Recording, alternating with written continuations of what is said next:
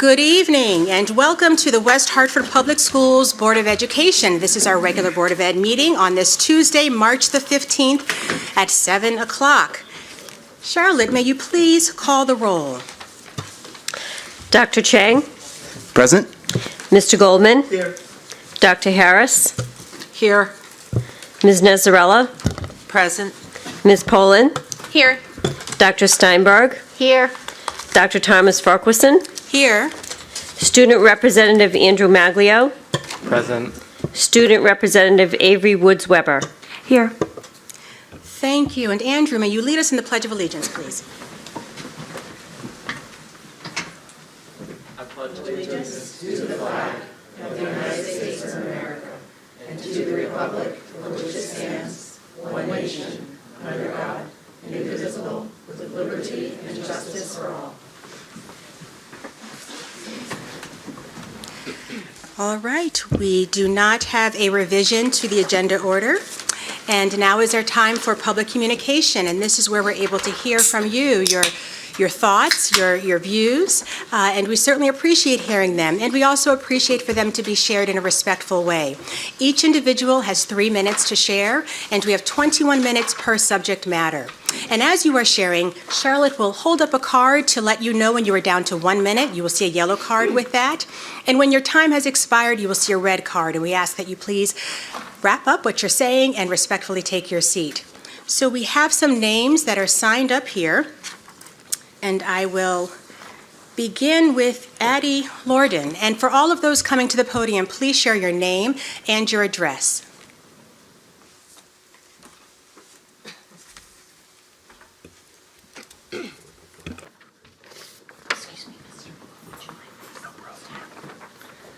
Good evening. My name is Addie Lorden and I live at 561 Park Road. I have just presented Mr. Moore with a Freedom of Information request regarding assessments. I've always relied on conferences rather than the report cards to assess how my children are doing in school. But this year I took a closer look at it and I noticed there's an extraordinary amount of space dedicated to social emotional learning and social justice. Yet this is taught under social studies and a sub-subject under civics with geography. Yet civics is not mentioned, social studies is on the back page. And while I have no problem with the actual subject being taught and all the books related, the verbiage that is going into the report cards is very different to what's on the actual web page. The web page is very convoluted, very down the rabbit hole, so to speak, and very, very confusing for most people.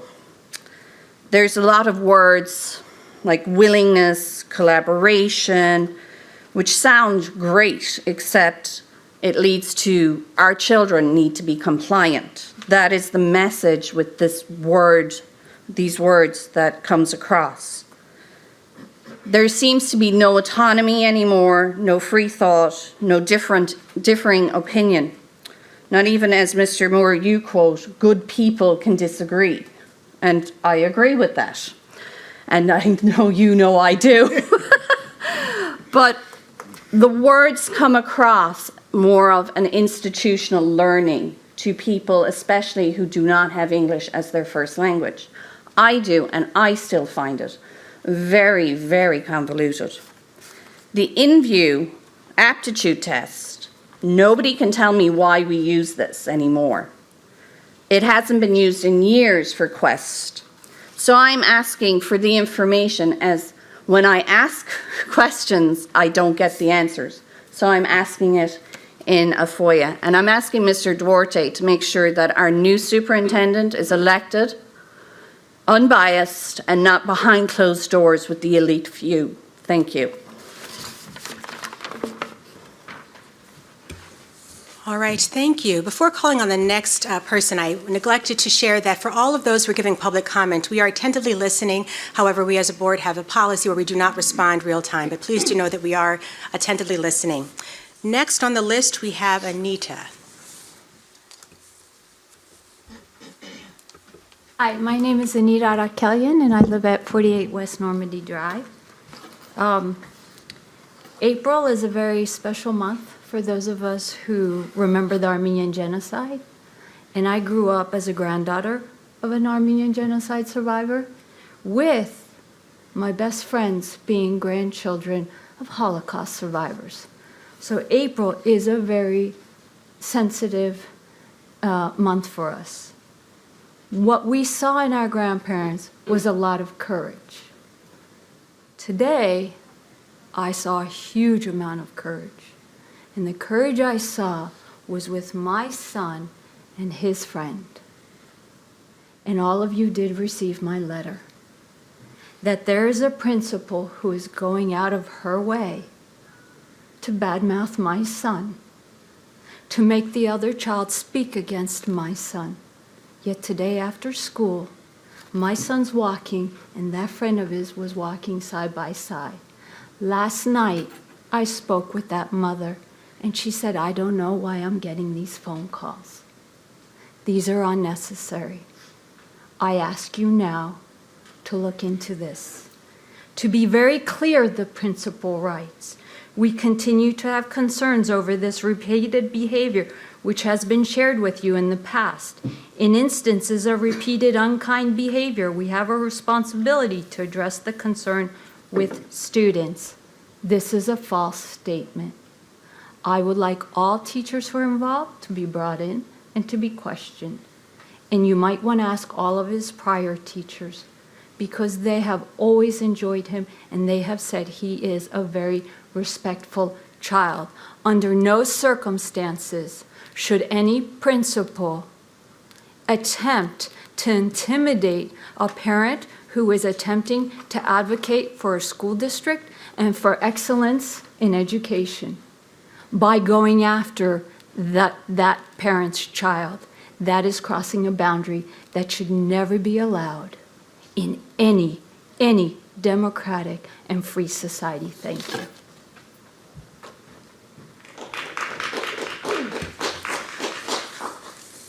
Thank you. Next, we have Brooke Daly.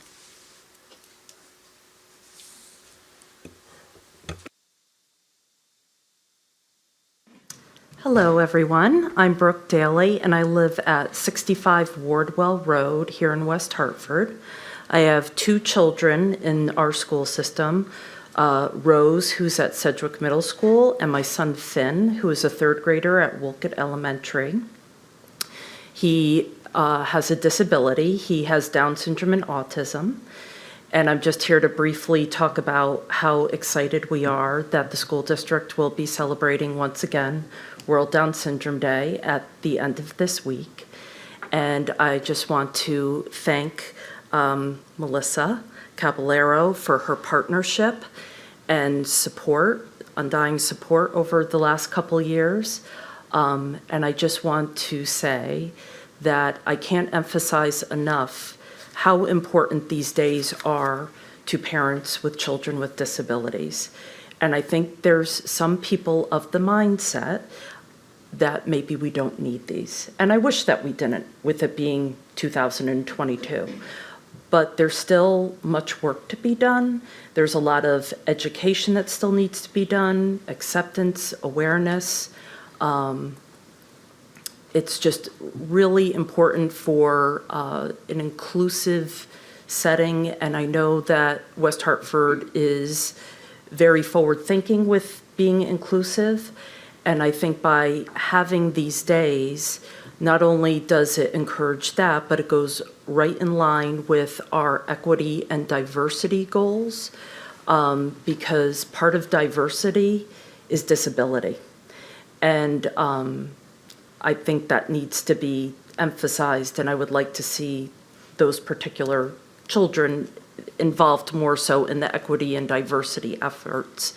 And so with that said, my ask of you today is I would like to put forth a recommendation that for Down Syndrome Awareness Day and Autism Awareness Day, that maybe these could possibly put on the permanent school calendar so that they're celebrated every year, And so parents like myself and other parents don't need to, year after year, come up and ask if we can celebrate these again. So that would kindly be my ask to the board. Thank you very much for your time. Thank you. And next, we have Dawn Ennis.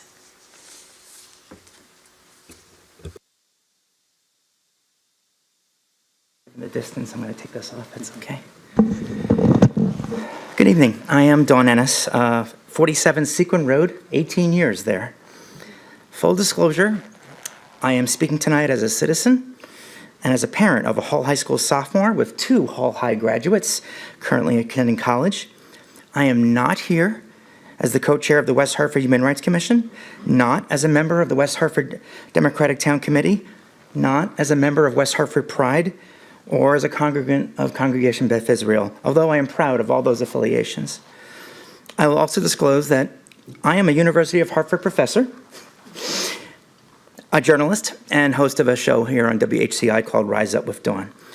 So I'm in a unique position to report on what happens here, as well as experience it as a parent, as a journalist, and as a teacher of Hall graduates.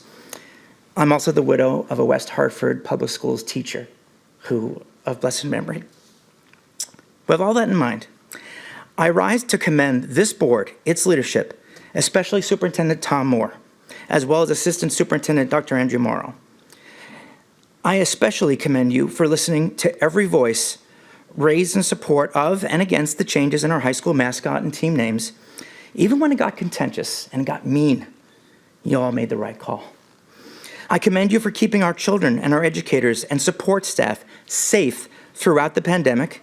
You are to be credited with saving lives and being sensible about mask wearing. I commend you for recognizing that what we've all been through these last 2 years has had a social and emotional impact on our community, especially on our children. Recognizing that our curriculum must accommodate this impact and respond to it to prepare our children to be better citizens. For recognizing that our children are growing up in a much different world than what we grew up in. Sometimes it's a more difficult world, but also it's a better world that allows them to be who they are and live authentic lives. Something I never had growing up. You, all of you, even those of you who voted no, you provided that for my children who are happy, well-adjusted, I think brilliant. And for those of you who are watching what's going on in Florida, let me just say they are very proud to be gay and LGBT. That's not an ideology. That's not a political position. That's just who they are and who I am. And I thank you. Thank you. Are there any other visitors that would like to make a comment? Any other comments? All right, hearing none, we will continue on and move to unfinished business. And we do have some unfinished business. That is the proposed calendar for the 2023-2024 school year. This is our second reading. And the recommendation is that the Board of Education review as a second and final reading the proposed calendar for the 2023-2024 school year. Passing it off to Tom Moore. Okay, as we know, not a lot of difficulties in this calendar for a couple years down the line, and we already had the first reading with it, so haven't heard an oh cry, hue and cry against it yet. So there we go. Thank you. With that, teammates, any comments, concerns with what has been proposed? Again, we reviewed this initially, and there were a couple of questions that were asked, and they were promptly answered. So since the first reading, any other comments or adjustments? Yes, Claire. Has there ever been a consideration of adding ESY start date to the calendar? Because they move depending on snow days, we haven't done that before because it's not always locked in. So that's the reason why we haven't added specifically. And if it should move because of snow days, is it reduced or extended? We make it the same amount, and we just extend it later into August. We try to give, we've ended up having a lot of conversations with families about what works best. We used to do an everyday model. Now we do it where it's not necessarily every day, so that there's more opportunities for long weekends and breaks.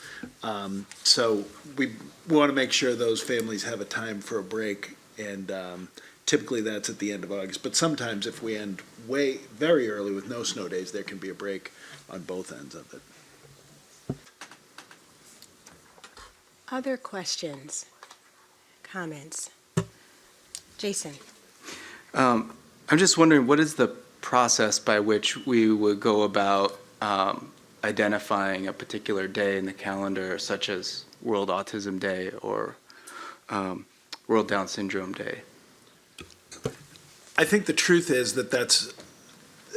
the issue is confusion for families, because every day listed here is a day off of school. And so others are listed on the calendar of the local school. Where I see. We can do that, but the issue with listing it here is that Those are days off. Those are days off. Yep, got it. Other questions? All right. Well, let us receive a motion again to accept the second and final reading of the proposed calendar for the 2023-2024 school year. So moved. Is there a second? Second, all right. Any discussion? All those in favor, say aye. Aye. Aye. Any opposed? Any abstentions? The ayes have it. All right. Now let us move on to new business, and we have the ratification of the West Hartford Federation of Educational Secretaries. The recommendation is that the Board of Education ratify the negotiated agreement between the West Hartford Federation of Educational Secretaries and the Board of Education for the period of July 1, 2022 through July 30th, 2026. And we have Dr. Murrow with us, Mr. Duarte, and Ms. Hewitt with us. So passing it off to you, please. All right, good evening, everyone. Before you for approval is a ratified agreement between the Board of Education and our Federation of Educational Secretaries. This is a group of 52 administrative professionals around the district and within Town Hall. The Secretaries ratified this agreement a few weeks ago, so the contract that you are voting on this evening is a 4-year contract. And I'll go through a couple of the details, and then we can certainly answer any questions. So first of all, a wage increase of 2.5% for 2022-23, 2.4% for 2023-24, 2.25% for 2024-25, and 2.5% for 2025-26. Looking at the insurance category, we have increased the employee premium costs in 2022-23 and 2023-24 to 20%. Then in 2024-25, it'll increase to 20.25%, and in 2025-26, it'll increase to 20.5%. In addition, we've increased the employee's pension contribution to 5.75 for the first 2 years of the contract, and 6% for the last 2 years of the contract. We also have a few minor changes that I would like to highlight. First, we added language to the longevity category to ensure a common practice of honoring the years of continuous service that an employee has working for the board should they move over into this bargaining unit. And the other is a provision that allows members that leave the employment of the board and immediately retire under the town pension plan to participate in the board-offered dental plan, in which they were participating in immediately prior to their retirement. And if someone does elect to participate in this program, it would be at 100% cost to the employee.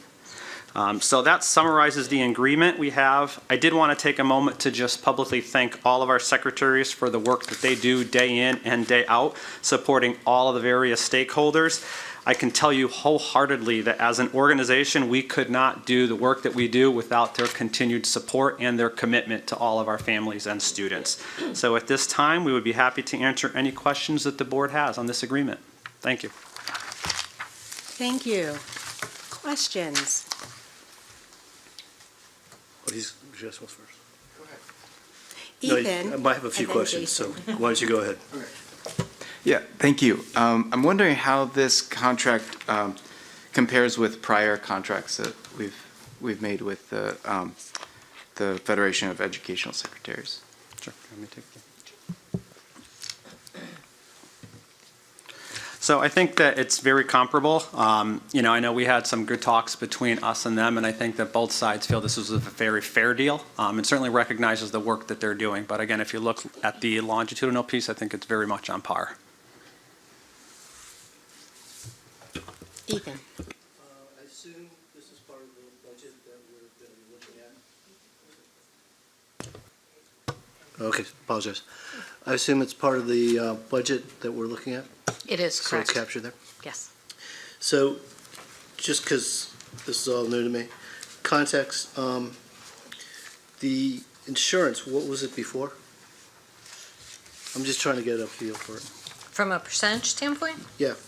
The percentage had been 20%, and it's increasing over this term up to 20.5.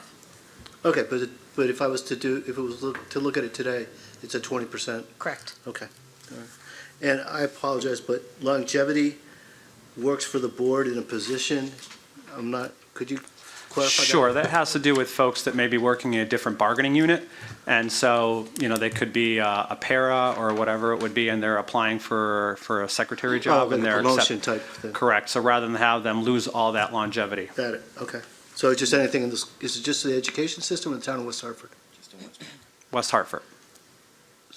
So West Hartford Education? West Hartford Yeah. Educational System, yes. Not the town, but just. Okay, that's what I was just trying to understand. Then, there was one other ad. And retirement was it 5.75 prior? So it had been at 5.75, and it increases over the term of this contract to To 6? 6%. Okay, thank you. Other questions? Gail? I just have a question on the health insurance at retirement. It's not actually on I don't believe it's on your document here, but I'm just curious how that works, since you mentioned the dental. If somebody retires, what happens? Are they responsible for their own health insurance, or is the town helping out with that? Sure. Do you have that off? Yeah, I could pull it and tell you if you give me a second. Yeah, I'm trying to find the percentage in here, sorry.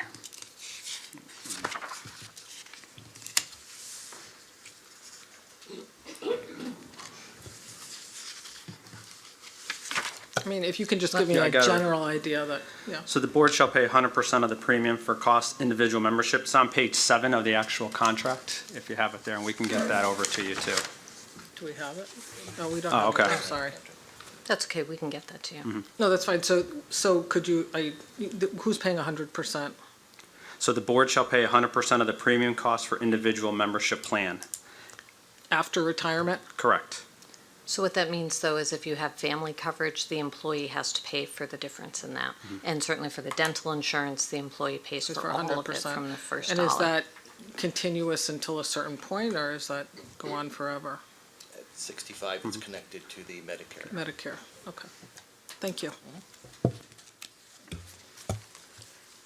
Other questions? Just one process question. This is the first time I've seen one of these. Is it possible this was ratified, or I believe, or completed on January 31st? Maybe it wasn't ratified then?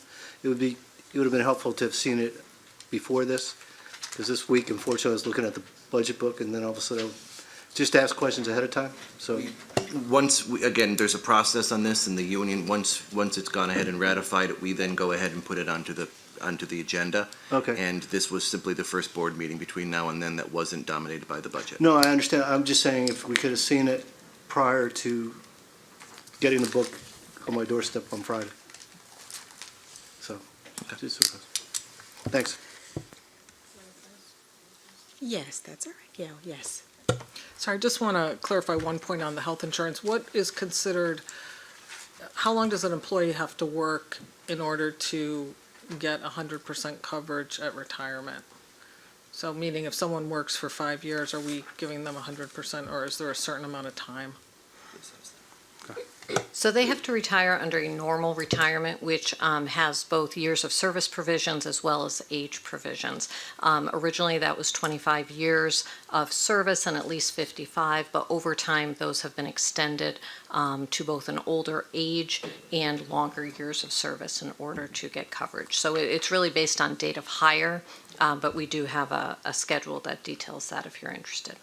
But if you do not retire under a normal retirement, you're not eligible for health insurance.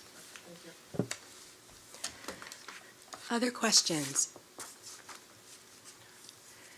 Thank you for the information, and before we go, just please don't apologize when you're taking the time to look up information for us. We appreciate that. So that is certainly My all pleasure. right. So with the formalities of the matter, we certainly want to formally vote on this. And again, the recommendation is that the Board of Education ratify the negotiated agreement between the West Hartford Federation of Educational Secretaries and the Board of Education for the period of July 1, 2022 through July 30th, 2026. Do we have a motion? So moved. Is it seconded? Seconded, Jason. Discussion? All those in favor, say aye. Aye. Aye. Aye. Any opposed? Any abstentions? The ayes have it. Thank you. Thank the three of you. Thank you. Do we have any other new business? Yeah, I'd like to make a motion.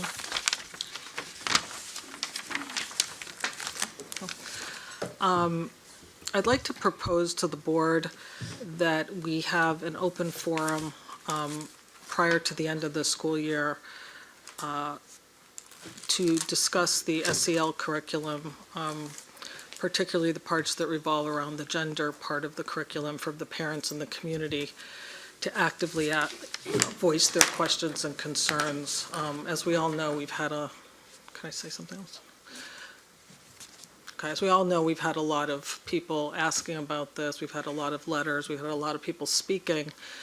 And I think that it would be helpful if we could have sort of a open, kind of transparent process where we allow parents and the community to come and discuss their concerns, ask questions to the people in the administration that probably know the most about this and can answer those questions. I think that would help a lot to allay some of the concerns that people have.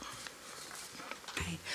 So thank you. So I'm going to ask if you can restate it. Thank you for explaining the rationale behind it. If you can restate it as a motion, and then we'll look for a second.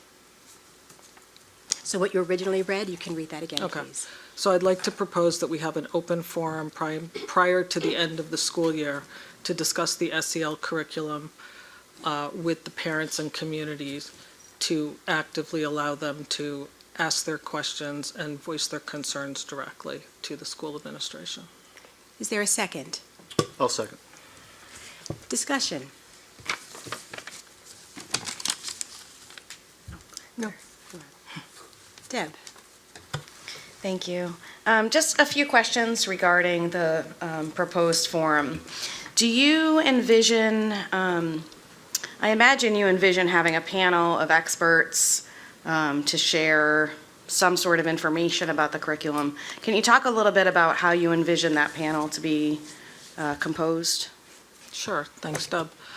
I think we could start out with the people who know the most about the curriculum, which is, I would assume that Tom would know who those people are, who would maybe give an overview of part of the reason that, we've brought that curriculum into the school system, the basis for it, and that, would be maybe the first part of the forum, and then it would allow, I think, parents and community members to then ask their questions, maybe voice concerns, have more of a back and forth.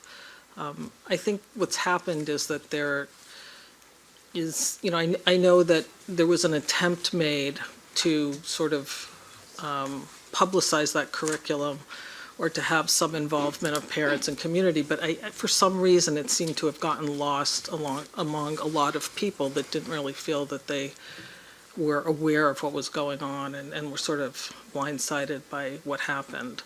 So Okay, thank you. And a follow-up through the chair, if that's okay? So do you also envision that there might be, for example, a moderator who could facilitate this forum to maybe collect questions on index cards, or do you envision like people coming up to a microphone? I'm just trying to get a visualization of how this forum would be different than the presentations we've already had so far on this curriculum. So are you talking about the presentations to the board? Yes. Yeah, I mean, I think there's a difference between, the 7 of us sitting up here and having a presentation than, allowing people from the community to come up and ask their questions and sort of feel like they're being heard. I mean, this is controversial material, and I think that, parents have some concerns about it, and I think the best way to potentially alleviate some of that is to have a direct communication, because as you know, like when someone comes up here and gives us a presentation, the community isn't really, I mean, they're listening, but they're not really involved. And another follow-up, how do you envision this to be different than the many community sessions that have already been had across this community from employees of the West Hartford Public School System to various community groups regarding this curriculum and other curricula that we've established? So I think that, again, I think there's some kind of a mismatch between those things that have happened and parents feeling like they have not really had a chance to discuss this, to digest it, to ask their questions. I know that, I've been told multiple times that there were some sessions that happened, but for some reason, a lot of people seem to not know about those, were not invited to those, were not participants in those. And I think that if this was widely publicized, and, again, I assume Tom would know how to do that better than, I'm going to know how to do it. But I think if the community is made aware in a public way that this forum would take place, and it would be done obviously in a respectful way, maybe the way to do it is to have, questions handled, given, people submit their questions beforehand so that it's done in that way as opposed to people potentially, just raising their hand. I think it would go a long way to help sort of allow people to feel more comfortable with what's going on in the school. Yeah, I just have one final question. I'm sure my colleagues around the table do as well.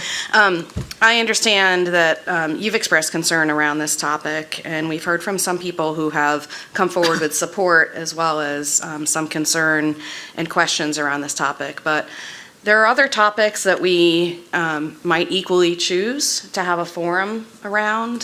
Some people think that the teaching of evolution is controversial. Some people think that the way we focus on certain books in English classes is controversial. So I'm wondering why this topic, and are we setting some sort of a precedent, not necessarily a bad one, but how would we choose, if we did this topic in the next few months, how would we choose additional topics? Just trying to get a sense of what your vision for this might be. Yep, thank you. I haven't heard anybody come up to the podium and, talk about not teaching evolution, and I have not seen anybody send a letter saying that they didn't want to, have their student be taught evolution. We have seen many people come up here and complain about this or have concerns about it. We've seen many people write letters. I can tell you that at least once a week I have a parent come up to me and, ask me about this curriculum. And truthfully, I mean, I'm the first to say I don't understand it myself entirely because, I'm just not that versed in it.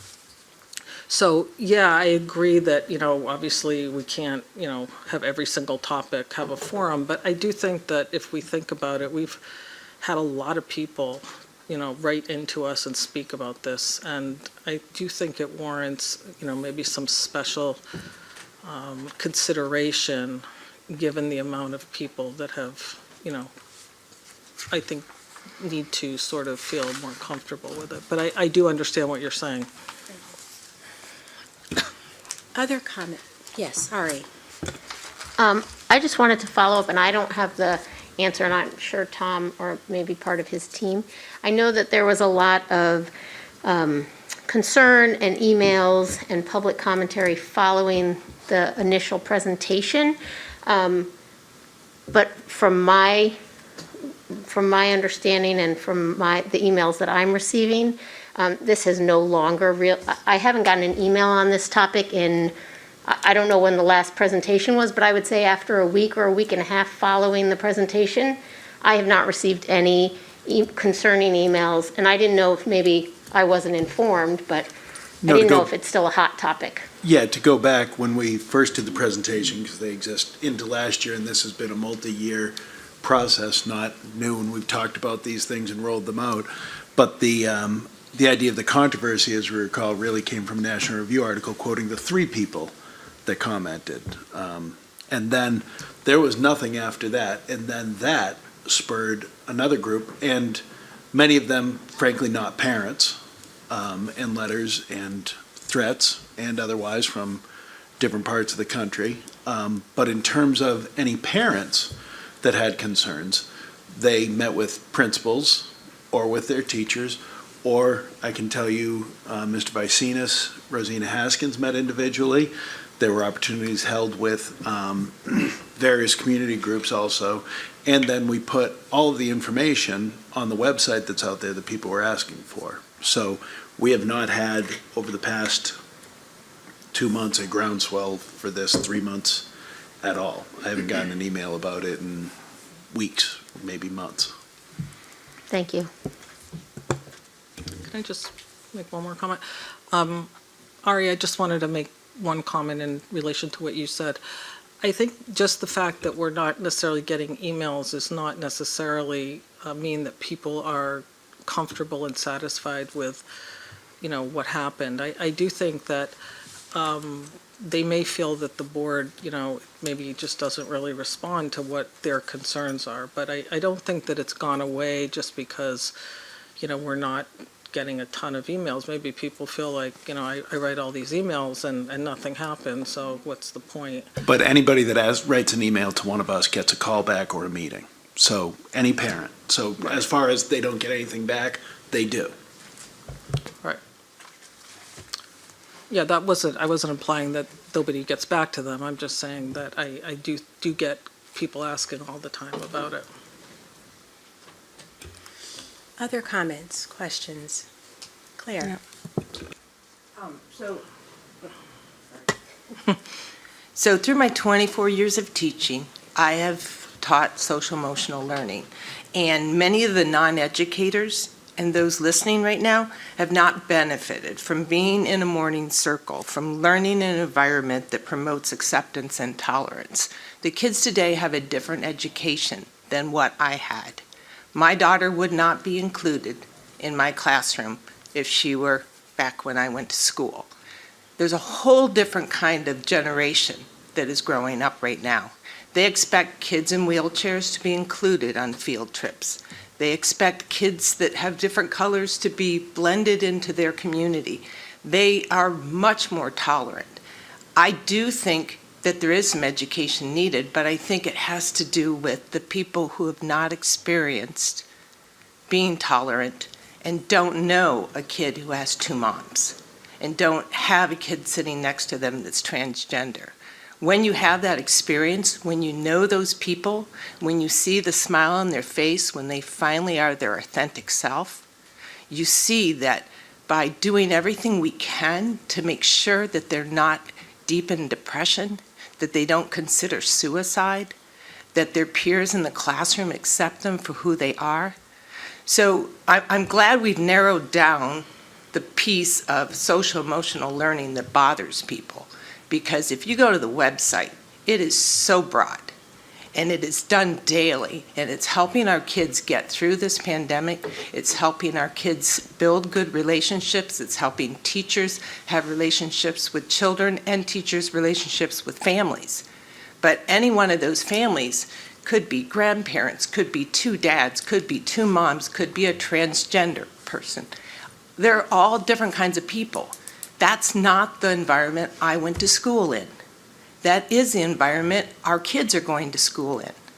And so a forum that might educate the adults that don't understand, someone spending some time listening to a parent who struggles with their daughter that is born a boy and now wants to be a girl and has transgendered, and now they're trying to understand and make peace within their church about this change that just totally rocked their world. And they find a way, and they get counseling, they get help, and the school supports them. So there's so many places we can get educated. And there's so many ways that we can take social emotional learning and make it be about inclusion and about diversity and acceptance. If it's uncomfortable, it's understandable because it's not what we were taught. But it is what our kids need to be taught. And I understand people are objecting, and luckily they're being responded to with, let us help you understand the curriculum. The curriculum is researched. It's being implemented by professionals who study education. It's being, it's not a willy-nilly thing that they added in. It blends off of our diversity and inclusion. It's about anti-racism. There's a lot of things about it. If anyone is concerned about social emotional learning, go on the website, print it out. I did today. There's pages and pages. And if our kids grow up based on these values, we're lucky. And I really think that people need to learn more. I would be very open to a forum that would educate people about all the different kinds of families, the different kinds of identities. I think that's really important. But to hear from a bunch of people about why they're not comfortable, they can call the schools, they can get appointments, they can learn about the education, they can be given literature. But a forum just to say, I'm not comfortable, I don't like this, I understand why. They weren't brought up that way. But our kids are. Our kids are seeing kids in their authentic self. They're seeing families that are accepted. I have conferences with 2 dads. I have conferences with 2 moms. I have transgender kids that I interact with every day in elementary schools, in all schools. And they all deserve to feel safe.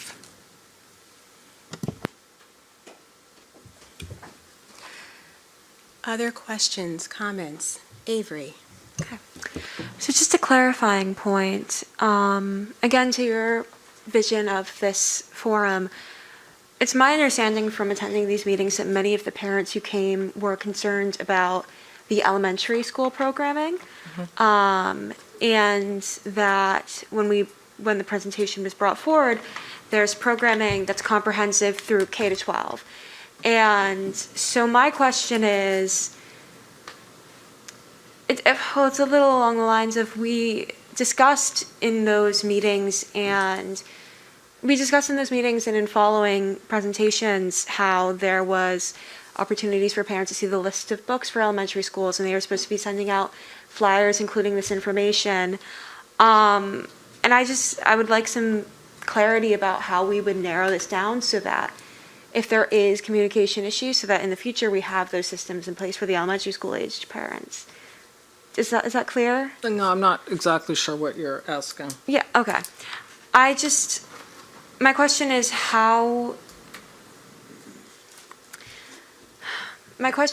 with this forum, how do you see this resolving future issues with communication between the school and the parents? Well, I think that, this was the first year that this particular curriculum went into the elementary school. And for whatever reason, I think a lot of parents, as I stated before, were sort of blindsided by it. They weren't aware of what was going on, and they were concerned about the teaching of that particular curriculum. So at this point, I think it would be helpful to allow people to have an exchange. Almost to a certain degree, what Claire is saying is that people, maybe can get more education, can get more information, can ask the people who are running this curriculum or who are in charge of it what their questions are. I mean, going forward, if you're asking about, a different issue, I guess that would remain to be seen. what the issue is, and maybe we do need to communicate when we put a new part of a curriculum in better. I'm not saying that there wasn't an attempt to communicate, but for some reason, the communication was missed by a lot of people. And, and further to what Claire is saying, I think that it could be a educational opportunity for people to learn more and understand more. Right now, there seems to be a lot of discontent among a lot of people. And I think as a community and as a board, we want to try to be inclusive and try to be, understanding. I mean, we obviously all don't think the same way. And, I think it's important that we can have a dialogue. And I think it also makes a lot more work for the administration when they have to meet with each parent individually. Principals have to meet with each parent individually. I mean, that's a lot of extra work, but I think this is a better way to potentially, and if you do it in a forum, I think all the questions are asked openly and all the questions are answered openly. Other questions? Oh, please get your hand. Yes, Yeah, Ethan. I don't have a question, I have a comment. I think transparency and open communication is extremely important. And frankly, one of my disappointments with the team mascot discussion was that there was a minimal sharing of emails and communication with the community. We got to see all the emails, but I think it would have been very, one of the comments was from people who wanted to change the name is they wanted to heal the town. I think it would have done more for healing if everybody could have seen everybody's emails, everybody's communication, instead of assuming that there's, just like they knew their point of view, they didn't know the other point of view, and I think that's just important to do. I don't think this issue's gone away because it's minimal, but there's still people contacting Steve Peel, people feeling that they didn't get listened to. And I think for the town, it would be good just to have both sides explain their concerns, explain their issues. Not one side's right and one side's wrong, but listen, and then the educators can respond to why they're doing what they're doing. It's just better communication and transparency. That's just my opinion. Other comments? Jason? Yeah, thank you. So Gail, you and I were a part of a teaching demonstration on the gender literacy curriculum. And I'm wondering, you said that you still don't understand what's being taught. And so I'm wondering if you can articulate a bit more about what is left unclear to you, and if that wasn't sufficient, what more in your mind would need to be done to create those learning outcomes? Well, thanks, Jason. So that was, something that me and you did with two other people. And part of my concern, and I did voice it at the time, is that, it's great for me and you, and we had a great discussion, I thought, it wasn't back and forth. But the community's not involved in that. They're not hearing it. They're not listening to it. They don't know what's going on in that room with me and you. And I think what I'm trying to say here is that I think the community needs to be more involved in maybe that type of a scenario. Probably, obviously, the forum would be a little bit of a different setup than what me and you had.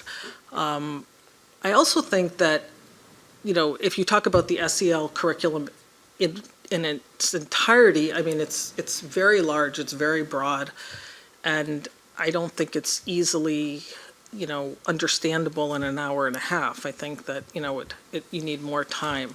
But that's not exactly what I'm advocating for the community. I think in a community forum, people get to, voice their concerns, try to learn, understand why this is, being done. I mean, why we're teaching this. So I don't think so. To answer your question directly, it's not really about what I understood at that meeting. I think I'm advocating that the community gets to understand this better. Could I respond? Yeah, thank you.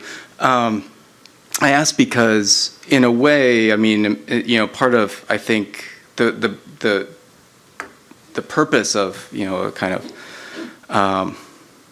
teaching demonstration like that is so that when we do get questions, that we have those kinds of experiences to draw from, to share, what is a lesson like, that you're able to see the different texts that were used and, modeled reading and the kind of guided discussion that happens.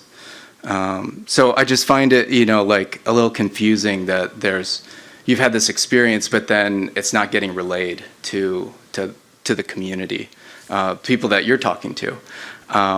So, in my mind, I think, okay, there are a number of venues already that exist for folks to ask questions. They can come to Board of Ed meetings.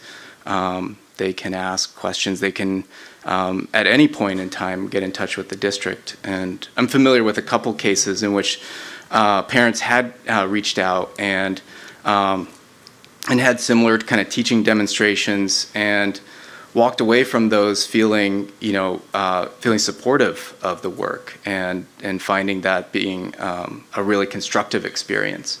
And so, I think were a public forum to be taking place, I don't know that it would have that same kind of personal impact, and so, I think the approach thus far of having those kinds of consultations, I think has, generated a lot of good outcomes, both for the schools and for the parents. Just thinking through too about there's a number of avenues available for us to develop our knowledge about this. So I know you mentioned your confusion about it, but have you done additional research since our teaching demonstration or reading? Yeah, but I also want to say, Jason, if you could imagine that the discussion that we had, and obviously nobody here is privy to that except for me and you, imagine now if that had been done for the community and the community was able to engage in that type of a discussion that I thought was very informative, very back and forth, lots of learning, I think, on maybe everyone's part. Imagine how that might, impact the community's understanding of this as opposed to us just kind of, me and you doing it and then me sort of talking to people. I don't think that's an effective way to explain this or to discuss this or to be transparent with the community. I think that if we want to be kind of open and transparent, then why would we not want to engage with the community?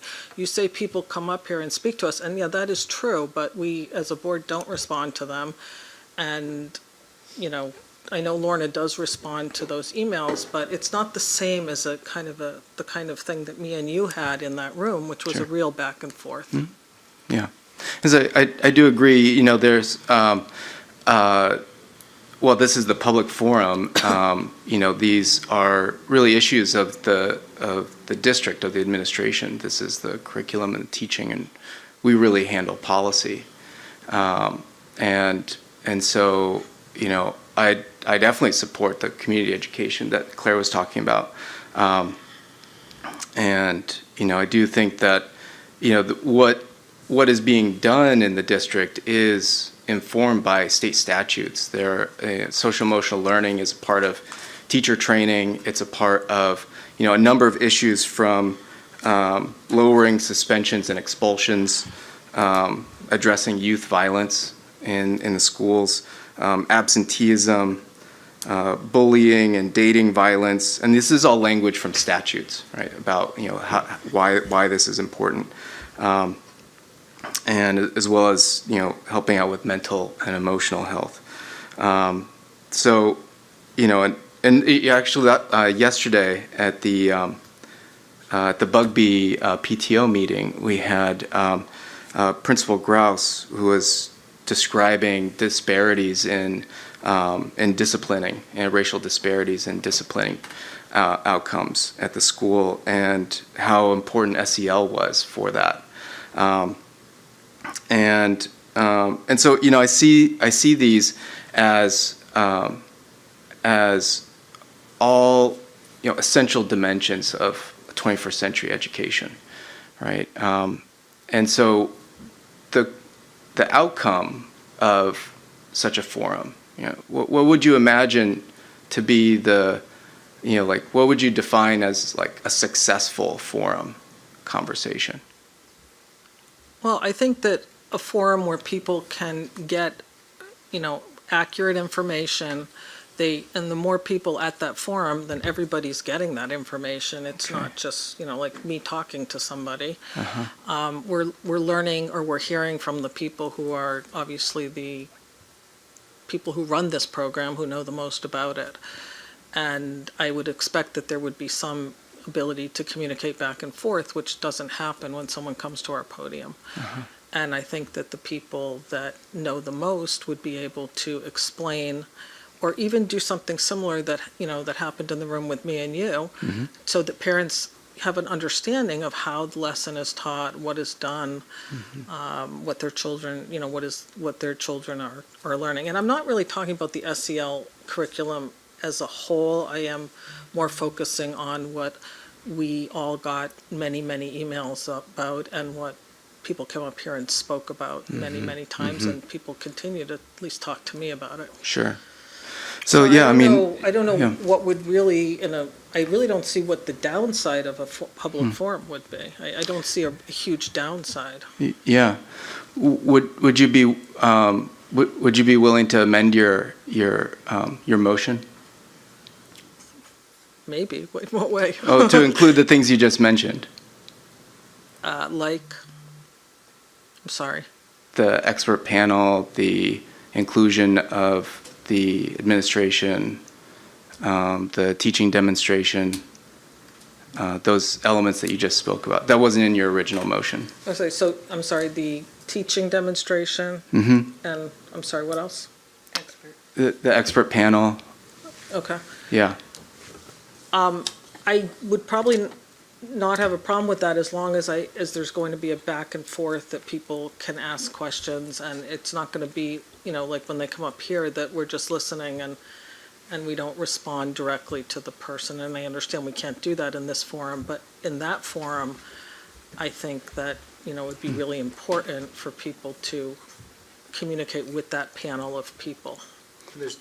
It's a fair exchange. It's not like, think of you lecture. Your Sure. mic is No, not on? yeah. No, your mic. I wasn't, You weren't called. I wasn't called, so I was trying to just make one comment and move on. And I don't think it should be about the entire SEL curriculum. That's a huge thing. I think it should be about what we all got as many letters and concerns. I'm sorry. Sorry, yes. Can you just actually say what it is? Because you're talking about all these letters and all we got concerns about. We need to specify what exactly in the curriculum people object to and what this forum will be about. Because the curriculum, as you said, is very broad. From what I gather, there's some titles that people don't like. And let's not talk in, you know, be specific. What is it that you want the forum on?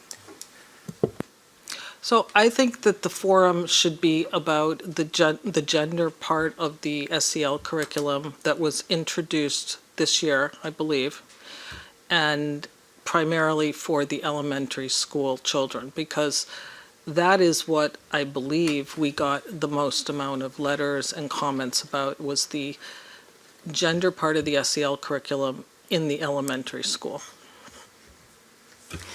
Claire and then Deb. So not about a child having two gay parents and be able to say that in class, or a book about gay parents? I think whatever, I don't. Well, you're just saying it's transgender. No, I'm talking about the gender curriculum that was introduced into the elementary school this year, whatever that includes. Okay. So I think if we had some experts that could help people understand the gender, I don't know about West Hartford employees being, you know, put up on a panel to have to give the scientific research behind why this is critical to teach kids tolerance. So these books, sorry, these books are about acceptance and tolerance, and I don't see the other side of that. I understand, but there are people who do see a different side, and I think that as a responsive community, I think that we engage each other and we talk about things and we try to learn from each other. I mean, I don't think that all of us on this panel, we don't all think exactly the same way either. So I think that being able to discuss and learn and educate, and I do think that the people in our administration are qualified to talk about this, and certainly they could, I think they're qualified. So I think but the curriculum's about tolerance and acceptance and anti-racism and anti-bias. So what's the other side of acceptance? You want to say something? Yeah, I don't think this is like, it's not one side or the other. It's not like you're saying, it's just a sharing of here's what the curriculum is, here's why we have it. I'm sure the educators who put it in can well speak to that, but nobody's saying that you should be intolerant or you're doing hate. I think it's just you're taking one extreme. Well, all we're trying to do, is to have people be part of the communication and part of the conversation, as opposed to saying, here's what it is, take it or leave it. And I think, unfortunately, that wasn't intended, but that's what came across at the beginning. That was my perception. And I think the more people communicate, the more they talk, hopefully, the better everybody walks away, at least having a better understanding of their thoughts. But it certainly isn't a matter of saying you can't do this or this is wrong. That's not what I believe anybody has said, and I believe in this community. I think all parents want all the kids to be, have a good education, have opportunities. I don't think anybody's looking to harm anybody. It's just let's communicate, let's talk, and let's share opinions and ideas and why there should be a rationale of why things are where they are. So, sorry, I didn't mean to jump in. That's all right. Deb and then Ari. A question to Tom, actually. Could you make an estimate of how many meetings you or any members of your team may have had with community members during the development of this curriculum and then after the curriculum was put into place? Including school-based meetings with teachers, with principals, and people that went through that process? Sure. Dozens. More than that, realistically. How about community members? Community members got to be double digits. Okay, thank you. I just think it's important to note that work has been done and those forums were open to many, many members of the community. And if they didn't attend, then... And then explanatory meetings afterwards, including explanatory meetings after this became an issue in December and January. Appreciate that. Follow-ups. Second question for you. What do you think the capacity would be of your team to help pull together a forum like this spring? Maybe after the budget is done, obviously. I guess we would be looking at maybe the month of May or something. You're asking a lot in a, it's a busy time. I never put, I don't ever say anything other than my team will respond, we'll do things well. But that's a meeting that would need security. We've seen what have happened at these forums across the country. They're not really forums about inform me. They're forums about let me tell you why you're wrong. So, that's what happens place after place when you have this kind of forum. It's not, we'd need police, we'd need security and everything else, as we've seen from the threats that we've received. All right. So just kind of trying to process everybody's comments.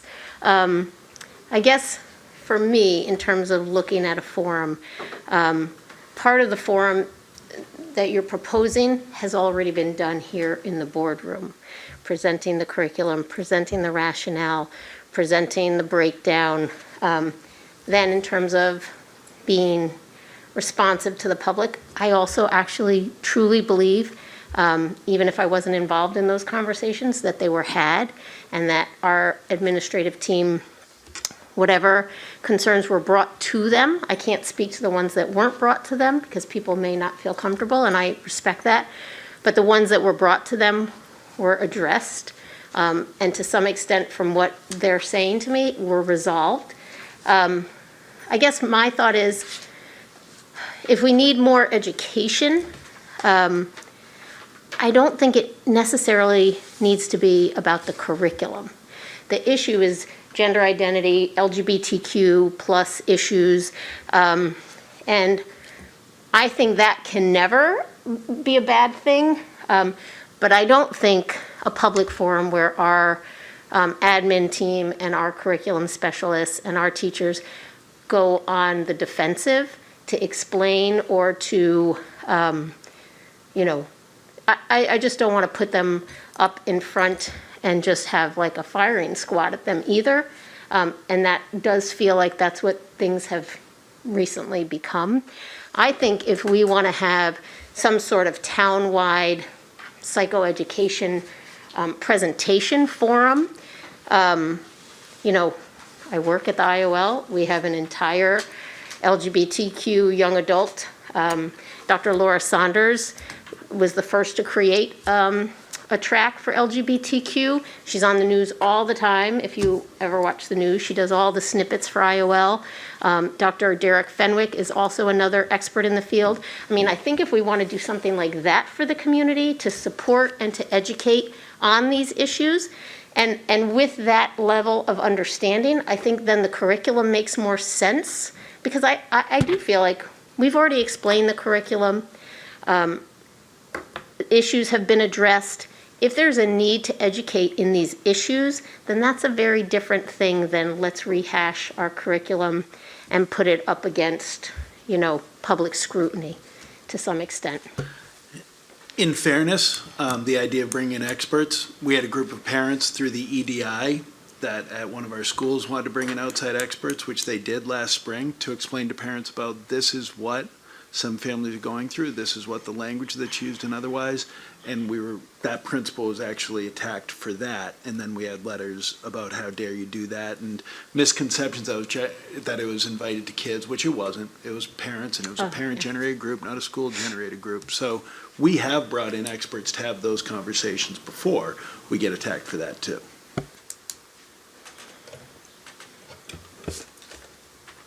Yeah, the only thing I could say is, and I'm surprised that, you had the experiences. I think one of the things that's disheartening to me in this conversation is we need to treat parents with respect. And you had the experience, so I'm not going to question that. Let me make something clear, Ethan. Yeah. I don't think that there's anybody on my team that's ever treated parents with a lack of respect, a lack of interest. What you need to understand, and what the board needs to understand, is that you're elected for this. These decisions are made by a Board of Education.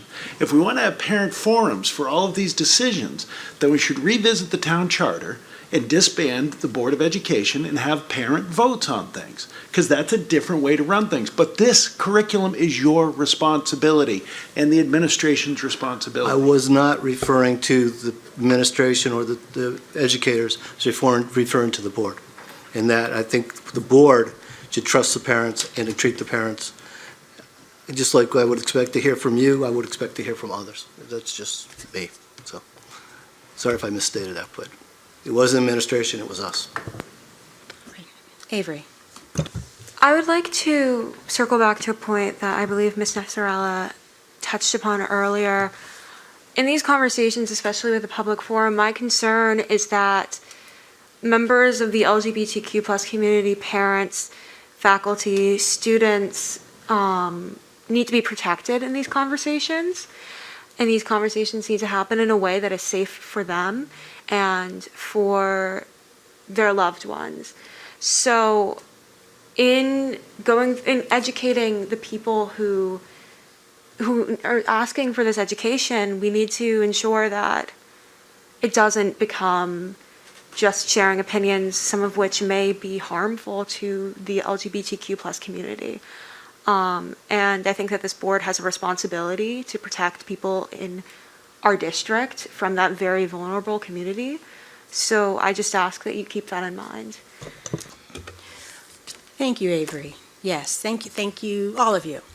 And thank you for bringing this up. and the thoughts that I have with the motion, and just with this subject in general, I've been trying to think back kind of a timeline of events for the past, I would say, year and a half, 2 years. And I'm going to try to recall them, and if I misspeak, please give me nonverbal communication that, no, that was off.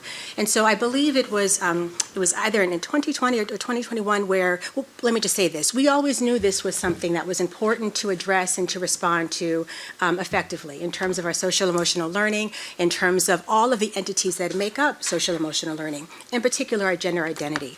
And so I do believe the process of coming up with a curriculum was very progressive and very inclusive. I do believe that our executive team had several community meetings with members from the community that represented the school staff, teachers, and parents as well. And from those various meetings taking place over the summer, then a curriculum was put together and it was presented.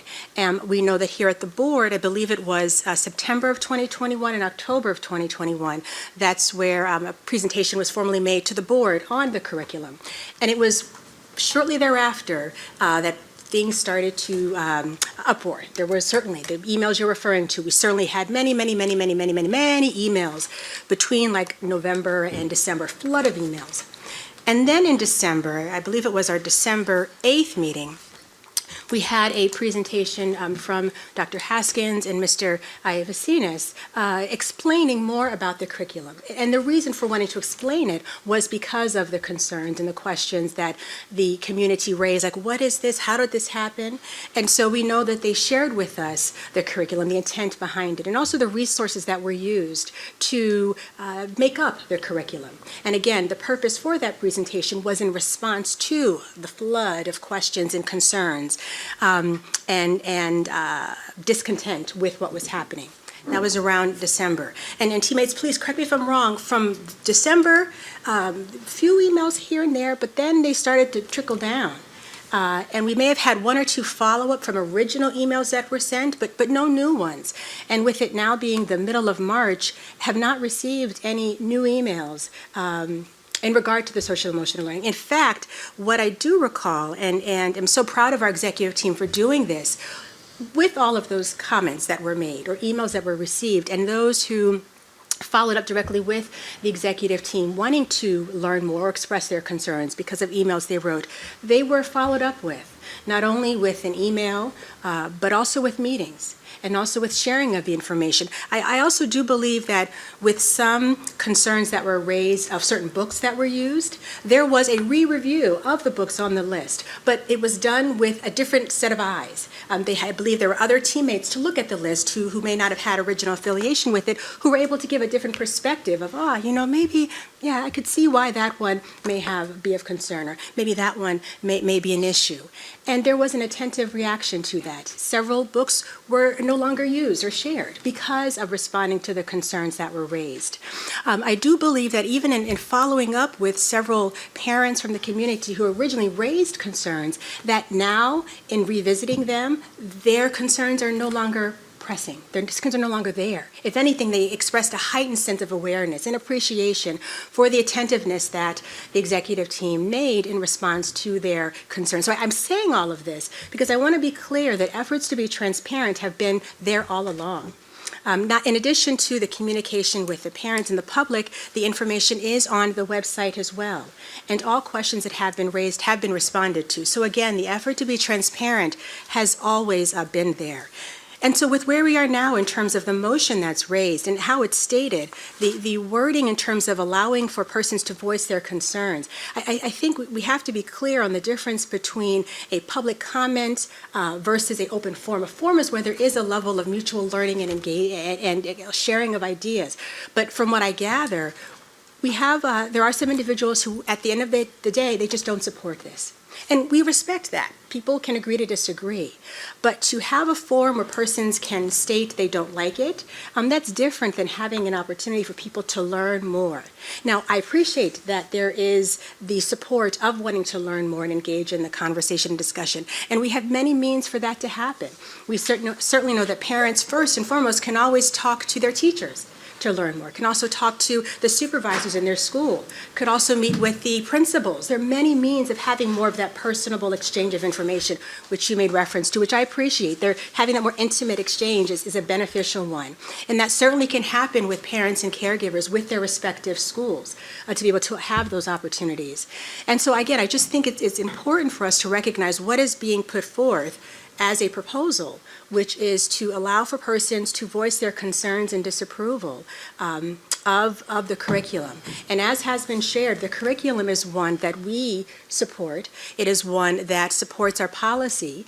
We certainly know that our policy not only supports this, but we've seen the benefits of it being put into practice. Reference was made to a recent PTO meeting where they talked about how the gains of since the SEL learning has been put into place, when you compare efforts that were in place prior to now, a heightened sense of awareness.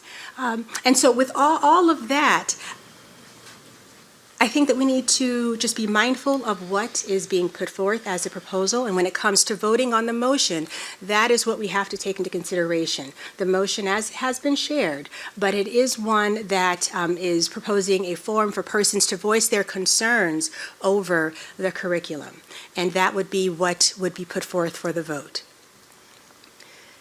Any other comments, questions? All right, so I'll ask one more time. Any other comments, questions? Sure. Deb?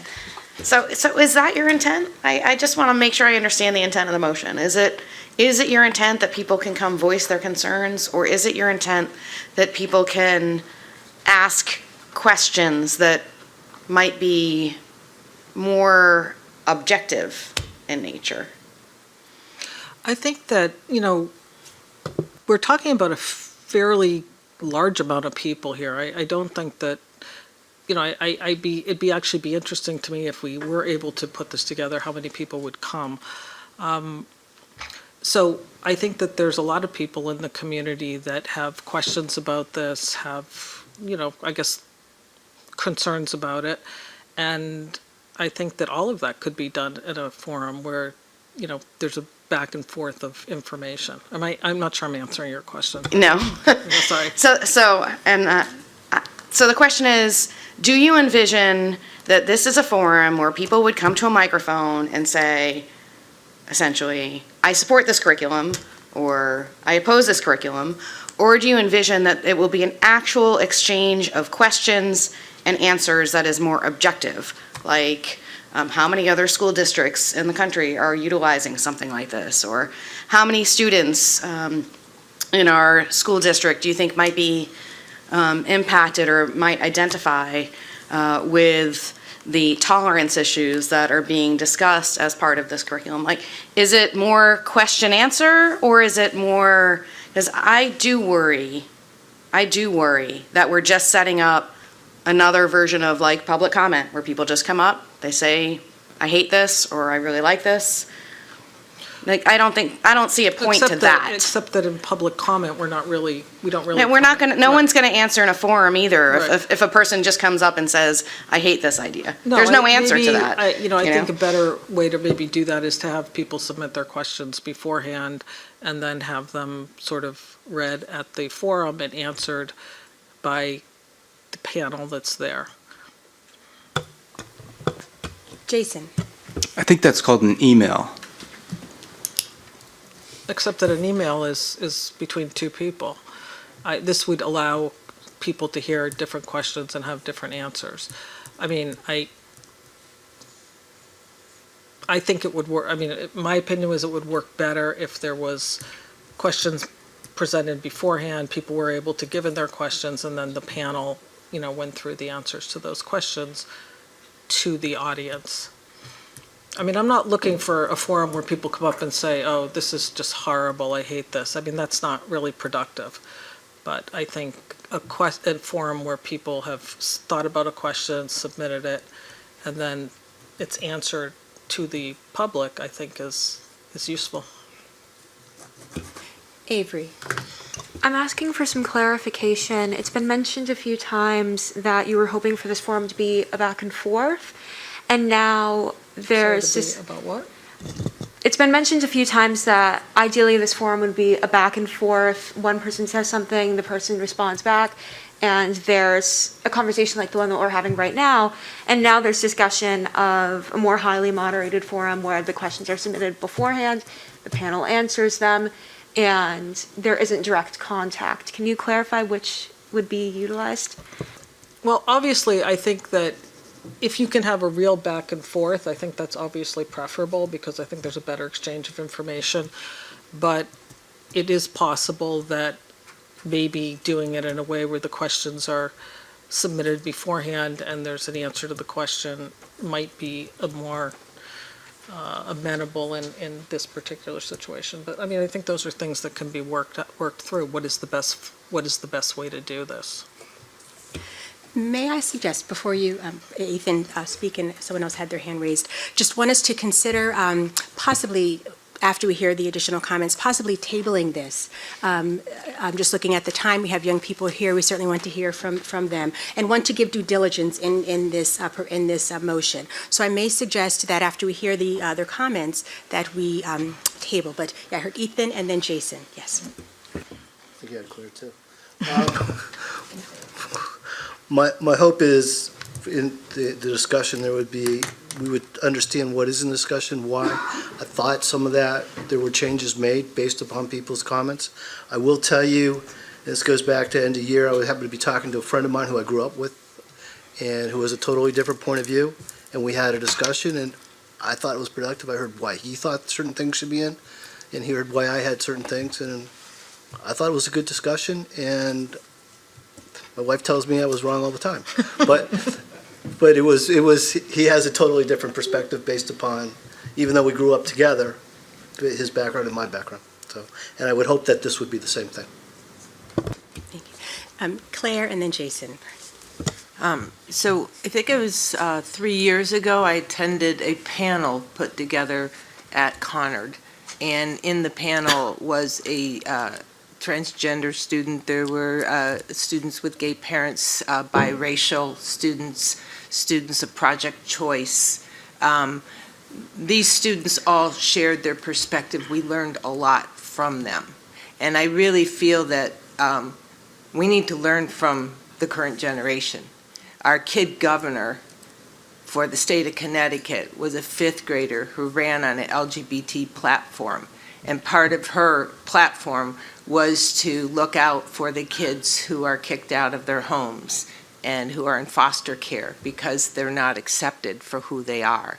And I'm very concerned about a forum where people who find this subject very uncomfortable, what they might say in a public forum, and as Avery said, the harm that could do. I think there's a lot of learning that needs to be done, but I'm proud that our kids are following some of the state mandates, the town mandates, as far as the vision and the mission.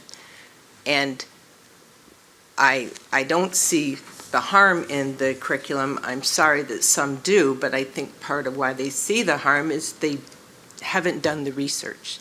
They haven't listened to testimonials by actual people.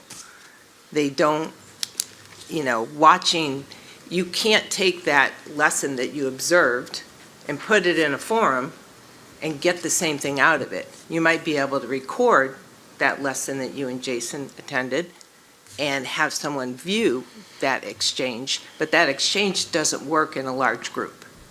You'll never get that sense of what it's like to be in a classroom, reading a book to the classrooms, having a kid share something about their family and feeling accepted and feeling a part. No one's being convinced to change who they are. They're just being convinced that they're okay and that they're welcome and they're accepted. So the forum of I don't like and why do you do this is a whole different thing than a forum where you might learn more. And I don't know how many people who object would come with an open mind to be educated. Well, Jason had one, and then you can respond, please. Jason. Yeah, Thank you. So it seems to me that we have existing communication protocols to handle any of the concerns that are out there. I'm going to vote no, and I would move that we do not table this discussion. I would move that we vote now on the motion. I just, Claire, and just relating to what you said, I guess, I feel that I want to give the parents in this town and the community more credit that they can come to something like this and they can discuss it. I mean, I don't think that most parents are going to come and be belligerent and, start saying things that are obviously very hurtful and inappropriate. I think that parents really want what's best for their kids, and I think that they want to understand what their kids are learning, and I think that it would be such a unbelievable situation if we could have, a discussion where we don't feel like we have to shut out people because they might not say, what we think they should say. I'd like to give people credit that they can have an exchange of information and in whatever way we were to, if we go ahead with this, to do it, even if it's submitting questions beforehand and allowing everybody to listen to those answers. But yeah, I think that people I know, at least, even if they don't agree with it, they're respectful people. I don't think that they're going to come and say things that are, But have they been turned down to come and talk and learn more? Has anybody been told, no, we won't meet with you? No, I don't think they have, but I think that a lot of the education or the forums that went on before was just sort of, a lot of people, I think I've already said, I think a lot of people didn't know anything about those. And I also, one other thing I do want to say is, I know people are saying here, well, we haven't gotten any emails in a long time. I could tell you that I don't think that this issue is really gone. Because it's been quiet on email for a while, I really don't feel like that's what I'm hearing in the community, and I think that's what Ethan said as well. I don't think it's really totally gone. So thank you.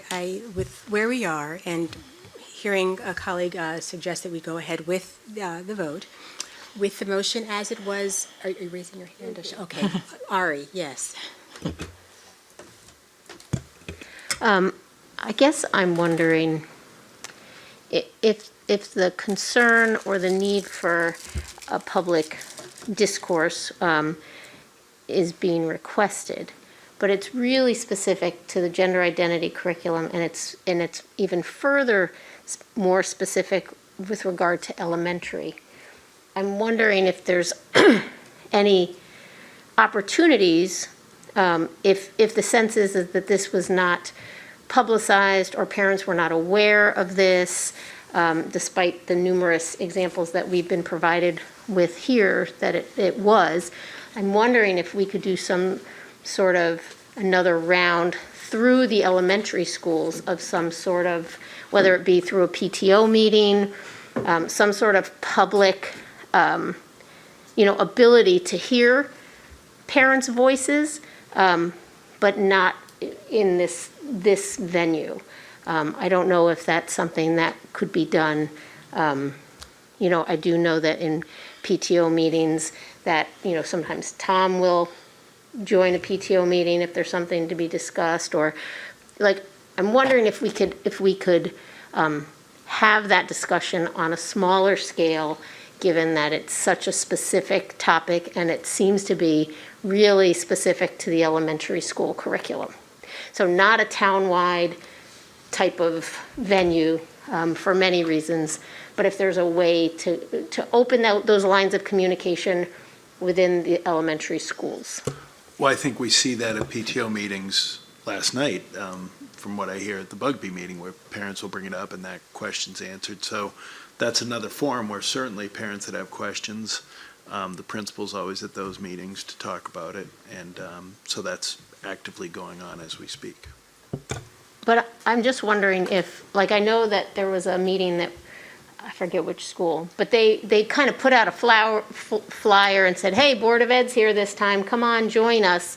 I'm just wondering if because let's all be honest, PTO attendance isn't, the best. So to just say, oh yeah, we discussed it in this PTO meeting without any kind of, tonight's PTO or next month's PTO meeting will be this, we will address this.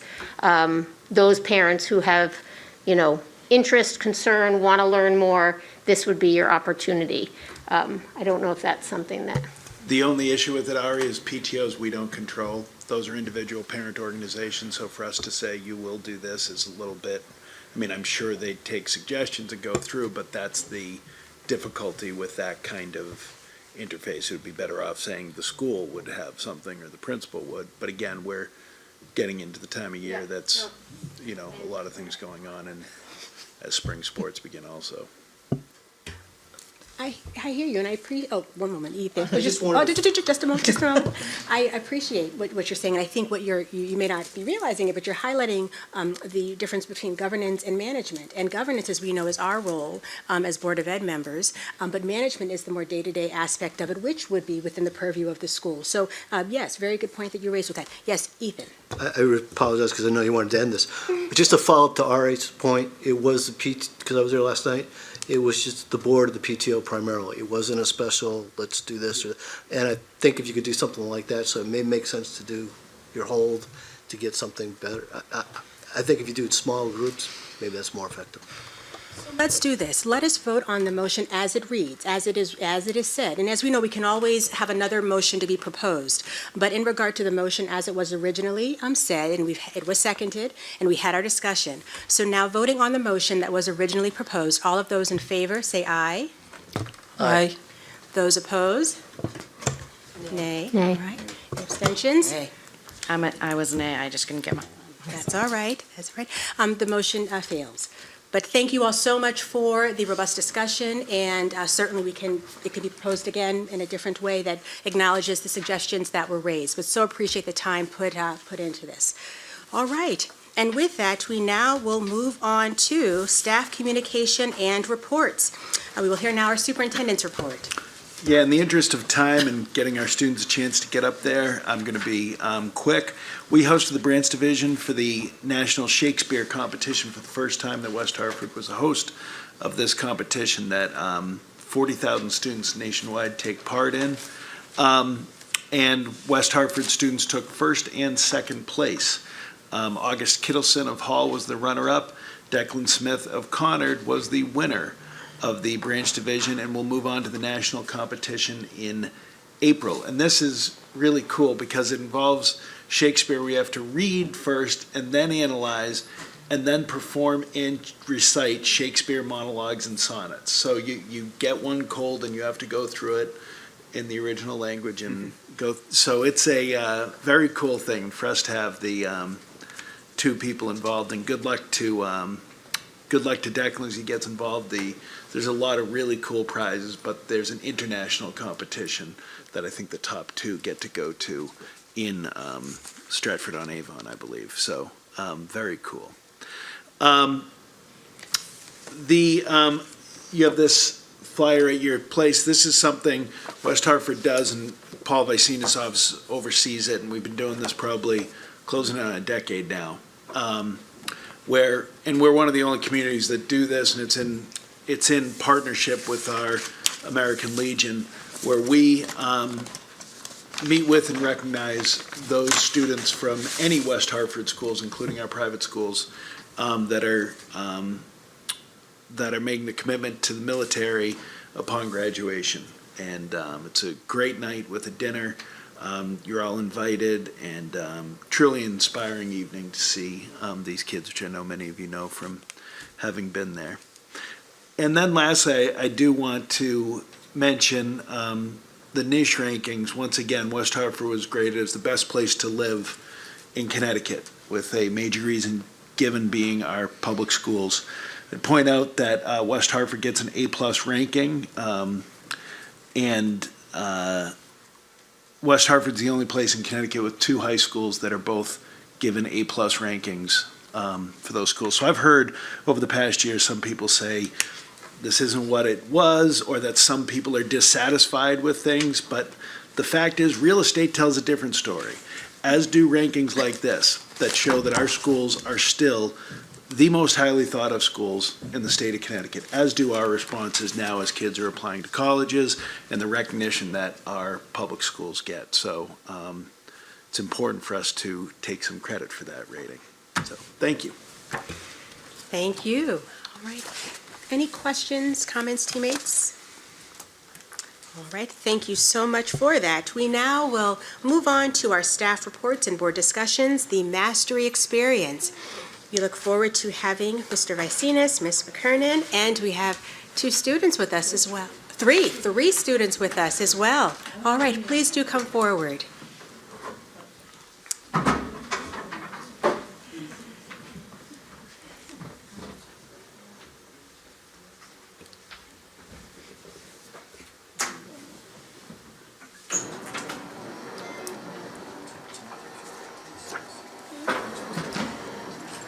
Thank you all so much, and passing it over to you. Thank you very much, and good evening, and apologize, take 2 seconds to cue this up. Very, very excited to be able to present this report to you this evening. As soon as I remember how to make it work.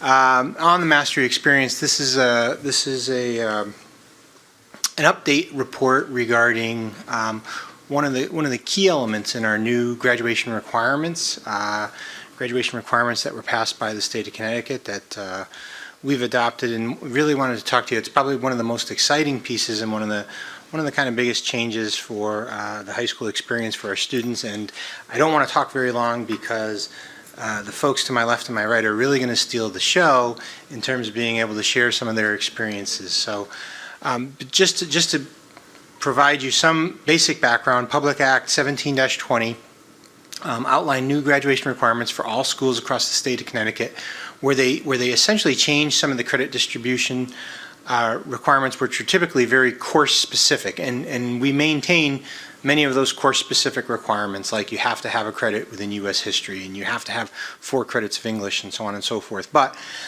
the big story is that they reframed those into 2 large buckets of humanities and STEM. They increased the requirements for health and physical education, and then they included the capstone here, a mastery experience credit, and really understanding the difference between what a mastery experience credit is versus these other credit systems. Historically, credits were based on seat time, and so you had to sit for a certain number of weeks in order for it to qualify as a full year credit or a half year credit or a quarter year credit, and you had to have so many in this bucket. And we retain 24 of those. So 24 of the credits that we require, technically speaking, are still very closely associated with courses that you will take, time sitting in a class, learning the content, having those authentic experiences. But the one mastery credit in green, this is not seat time driven. This is an application of skills and a demonstration of dispositions, elements within our vision of the graduate that we are hoping is a learning outcome for all students through a comprehensive pre-K-12 curriculum, really being assessed here in the senior year for any student.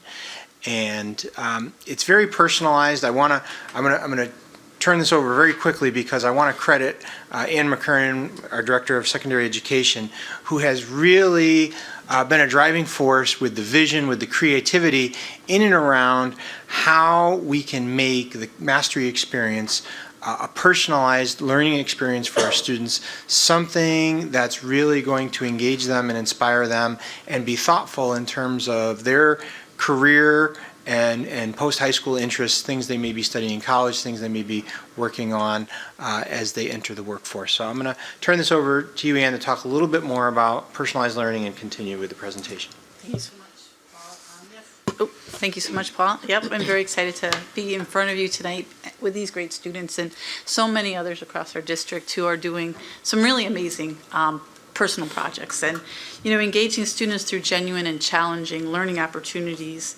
is a key goal that we have in seat time and beyond. And when schools offer students an opportunity to investigate the topics that they're really interested in, I think it has the potential to capture students' heart and mind and spirit in a way that is harder when it's more directed.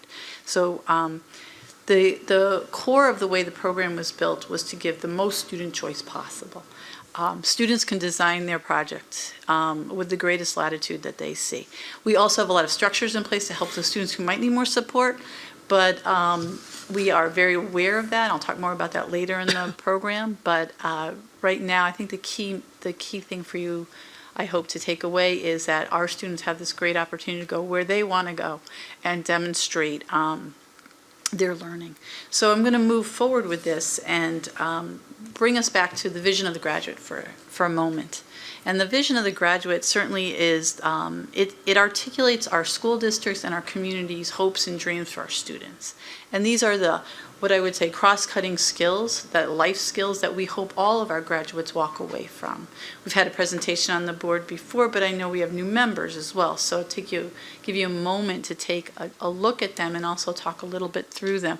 What we call the dispositions in the blue, these are these lifelong, very mature characteristics we hope all of our graduates have. Honor and integrity, respect for yourself as well as for others, that you follow your own learning path, that you find what's most important to you and you pursue that, and then also to stay determined to advocate for yourself, to speak for yourself, to have some level of knowing that you make a difference in your life as well as others.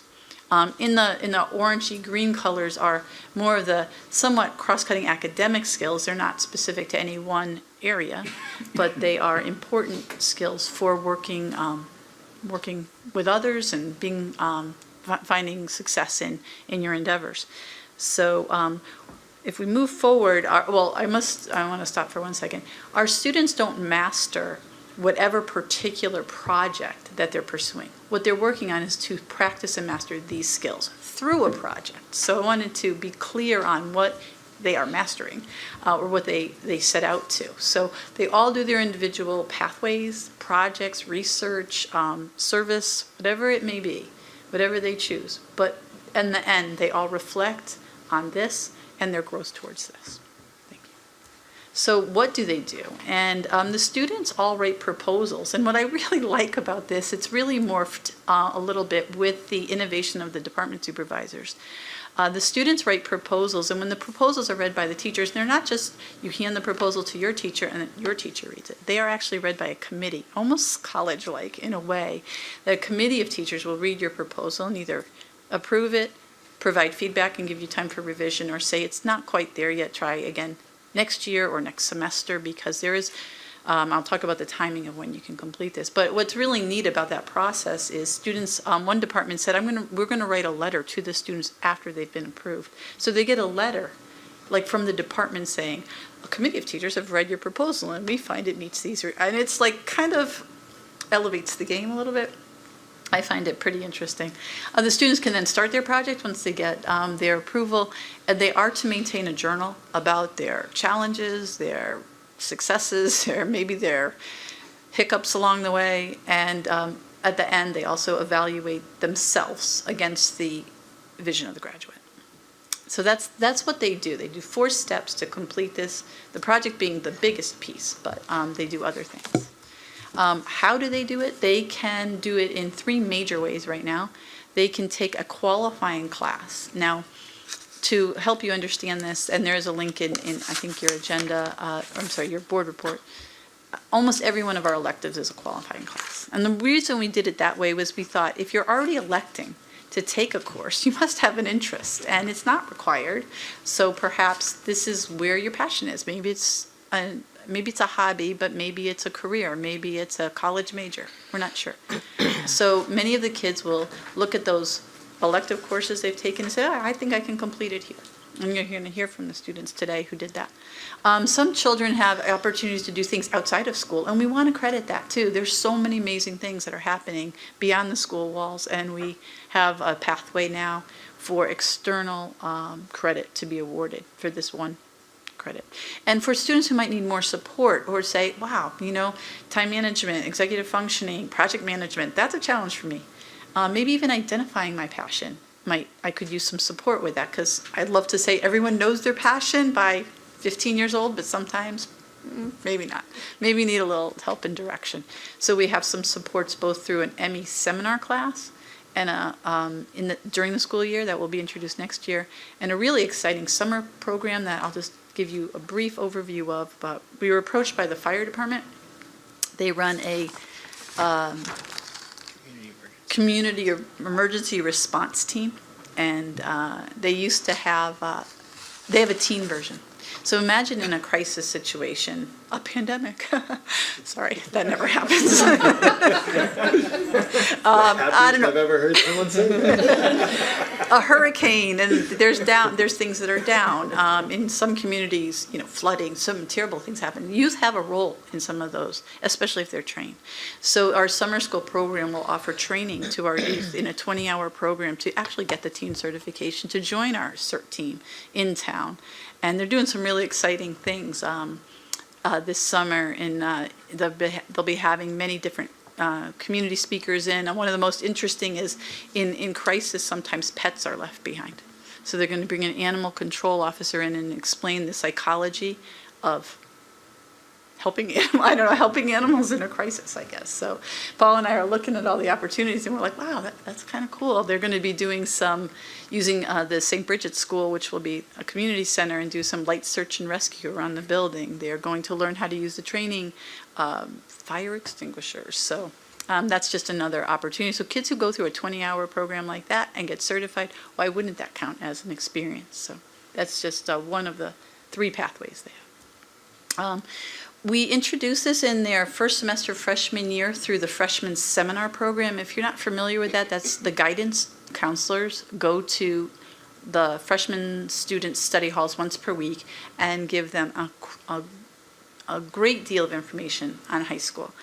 GPA, college, AP, ECE courses, and they include a real in-depth explanation of the mastery experience credit and how they can attain that. By the second semester, students are applying for the credit and putting in proposals, and we recommend they do it by the first semester of their senior year, just so it's not that hanging out there in the end. Of course, there may be instances where it is, and that would be allowable, but that's our preferred timeline for the children to complete the project. In terms of progress to date, so we were delayed by that rare pandemic that happened, and we were supposed to lift an entirely new untested credit in the beginning of 2020-2021 school year. But if you remember, we were remote, and every other week the students were in, so we could not lift this credit last year. So we waited till second semester, and we actually had 101 students complete that credit last semester. In the first semester this year, 84 more students completed it, and right now we have 519 proposals. And I think the growth is that word is getting out there. 2, the juniors are, these guys are all juniors. They are going to be seniors next year. It's a credit. The timeline is beginning to become real. And I've read a lot of these proposals with the teachers, and they are fascinating. The wide range of things students are interested in. And I think in your board report, I shared many examples, at least one from each department. But I think the highlight of the show is I want to, these 3 students we have, and one of our students couldn't make it, so I'll explain his when these students are done. That's our next slide, right? Okay. So I'd like to turn it over to my friend Kayla, and Kayla is, you take the stage.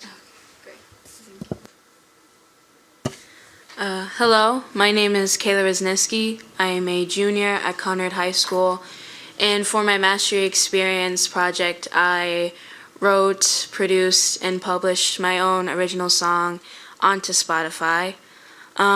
Music has always been an important aspect of my life ever since I was young, and this project gave me that opportunity to take something that I love outside of the classroom. Doing something inside of the classroom with direct instruction is totally different than you taking control of it for yourself and actually having that experience as being independent and taking control of something that you love.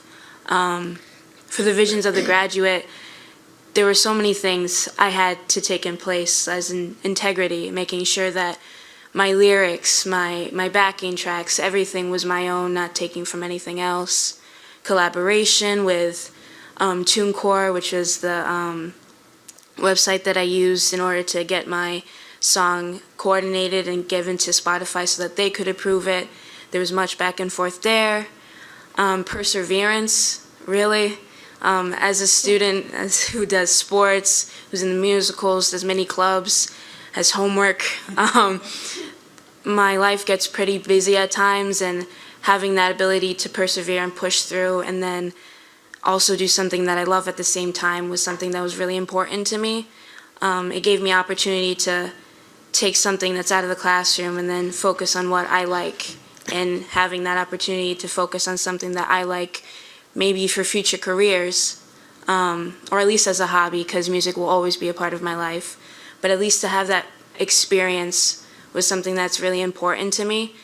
And I think it's really important to other students who don't really know what they want to do, and have that kind of support system where, hey, it's okay to not know what you want to do. Here's some things that you should try out, and if you like this, pursue it, and have that support system to pursue it, and give you that freedom to be independent, which is something that, you know, you're going to have to learn to be once you grow older. And to have that kind of experience here in high school where you have that support and then learn to be independent to do something that you love, I think was a really cool experience. So.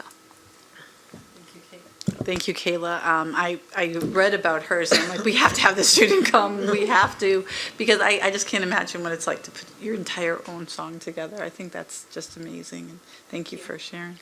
I wanted to, one of our young men couldn't be with us tonight, Evan, but I wanted to share a little bit because his name is up there and his project was great. He is the president of the Black Student Alliance at Hall High School, and he is very passionate about structural racism. So he, through one of his classes, he decided to do his own research, book research, literature review research, and incorporate interviews and a series of people he interviewed at Hall, and put a presentation together for his class. And he tells me, and I wish I could be here to tell you, that it was really important to him is his role as a leader of the club. It's personally meaningful to him as a young Black man, and he said he loved it. I wish I could explain more. He couldn't make it tonight, but in speaking with him about coming tonight, he was very excited, and he felt that it was an outlet for him to do even more, and also to somewhat get credit for the great things kids do. They do run clubs. They do great things outside. So now you have the opportunity to use that and get a high school credit that's required. So with that, I'm going to go turn it over to another young man. When I read this proposal, I thought, wow, I could never stand, I can't hold a candle to these children. So I'm going to introduce Connor. Hey there, so my name's Connor. I'm currently a junior at Conard, and for my master's experience, I actually did an intro level IT certification. So it's called the CompTIA Plus, and it's basically just, I mean, I said it, it's an intro level certification for IT jobs. And personally, I'm interested in the field of computer science. I'm probably going to go to college for that. So it felt really relevant to what I want to do with my life, or at least as I see it now. And Ms. Coricelli presented me with the opportunity last year, sophomore year. I was taking cryptography and cybersecurity, and she showed it to me and one of my friends. And it's an amazing thing because it's something that I would never even think about doing if this wasn't through this program, because it seems like something so far out of my reach. But once you actually start working towards it, once you actually start doing the review, looking at the videos, taking notes, doing all the things that you need to do for it, you realize that it's not actually that unobtainable. And once you start going for it, you can actually get to it. So I managed to pass the exam, so now I've got that under my belt, which is actually really nice. Because in the future, it's a nice stepping stone for if I ever want to go into a field like this. And it just kind of allows me to have a more well-rounded choice of options in the future. Great. Could you just mention whatever skills you felt on the vision of the graduate that you had to focus on the most, given Yeah. that this was an outside credential? Yeah, so I think it was definitely harder because this was during the online section of last year. So I'm fairly sure I did it first semester. At least it was in between that transition period between when we were fully online and going all in person. So there wasn't as much collaboration, but we still did have meetings. Me and my friend who were actually doing it, we both talked about like what we were reviewing, what we were looking at, what we needed to know for the test. There's obviously a lot of integrity involved. You're taking a literal certification exam. You can't really be cheating on that. And there's just a lot of different aspects, obviously perseverance. You've got a lot of different stuff, especially I'm captain of the esports team over at Conard. I do a lot of different things. And so having all of that under my belt, there's a lot of different things that need to go into actually completing this alongside doing all of the other schoolwork. Thank you, Connor. And, to understand that he has an industry recognized credential he can use on his resume for a job and be a cybersecurity person. I think that's pretty amazing. When I heard about Connor and his friend who were doing this, and I read your journals, by the way, and your reflections on time management and how there's periods of time you had to take some time off because you had to focus on your exams or something else, but and your perseverance to stay with it because it was many hours of study from what I remember. Yeah. And so I just want to congratulate you as well. Thank you. Thank you for sharing. And I met this young lady really through, this is Lucy, and I met her through her department supervisors in math saying, you got to listen to this Mastery Experience project that Lucy did. So I read through it, and I was encouraged by the math department supervisor to meet her, so I went over to Hall the other day, and I met Lucy and invited her tonight. So Lucy, can you introduce yourself and talk about your project? Hi, my name is Lucy. I'm a junior at Hall High School, and I wrote an essay for my Mastery Experience. I took AP Computer Science. This is the first computer science class I've ever taken, and I started it this year. And around the same time, my mom sent me this article, and it was a study out of Cornell. And these researchers put a series of X-ray images in front of artificial intelligence. And through those X-ray images, artificial intelligence could determine those patients' race. And then researchers put those same X-ray images in front of human radiologists, and human radiologists couldn't.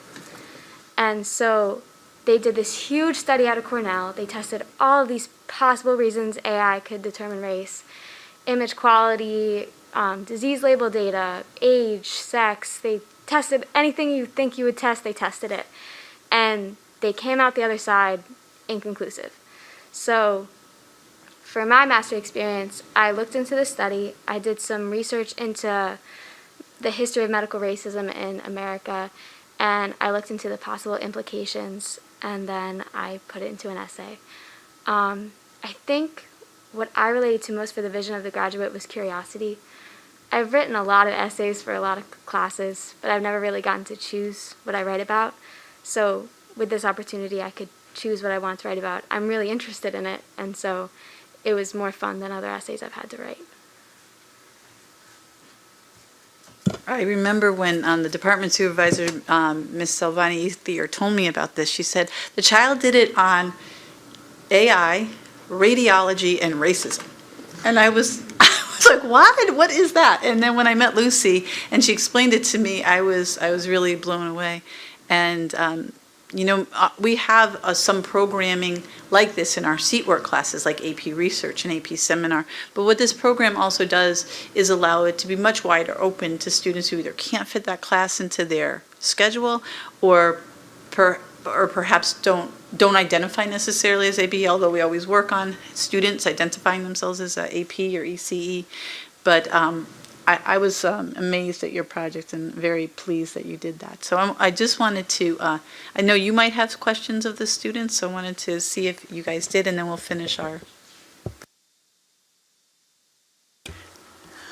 Hi, I don't know about you, I'm humbled. Yes, Claire. I'm just wondering, as part of the proposal, do you ever have to explain or help kids scale down? Yes. They have dreams and hopes, and it's great. It's like opening up a dream journal, when you read some of these. And sometimes they do have to help the kids scale down, yes. Other questions? Yes, Andrew. When you had the graph of or the chart of how many people did it per semester, is there a time limit? Can you only do it in one semester, or is there if there's not a time limit, is there a recommended amount of time?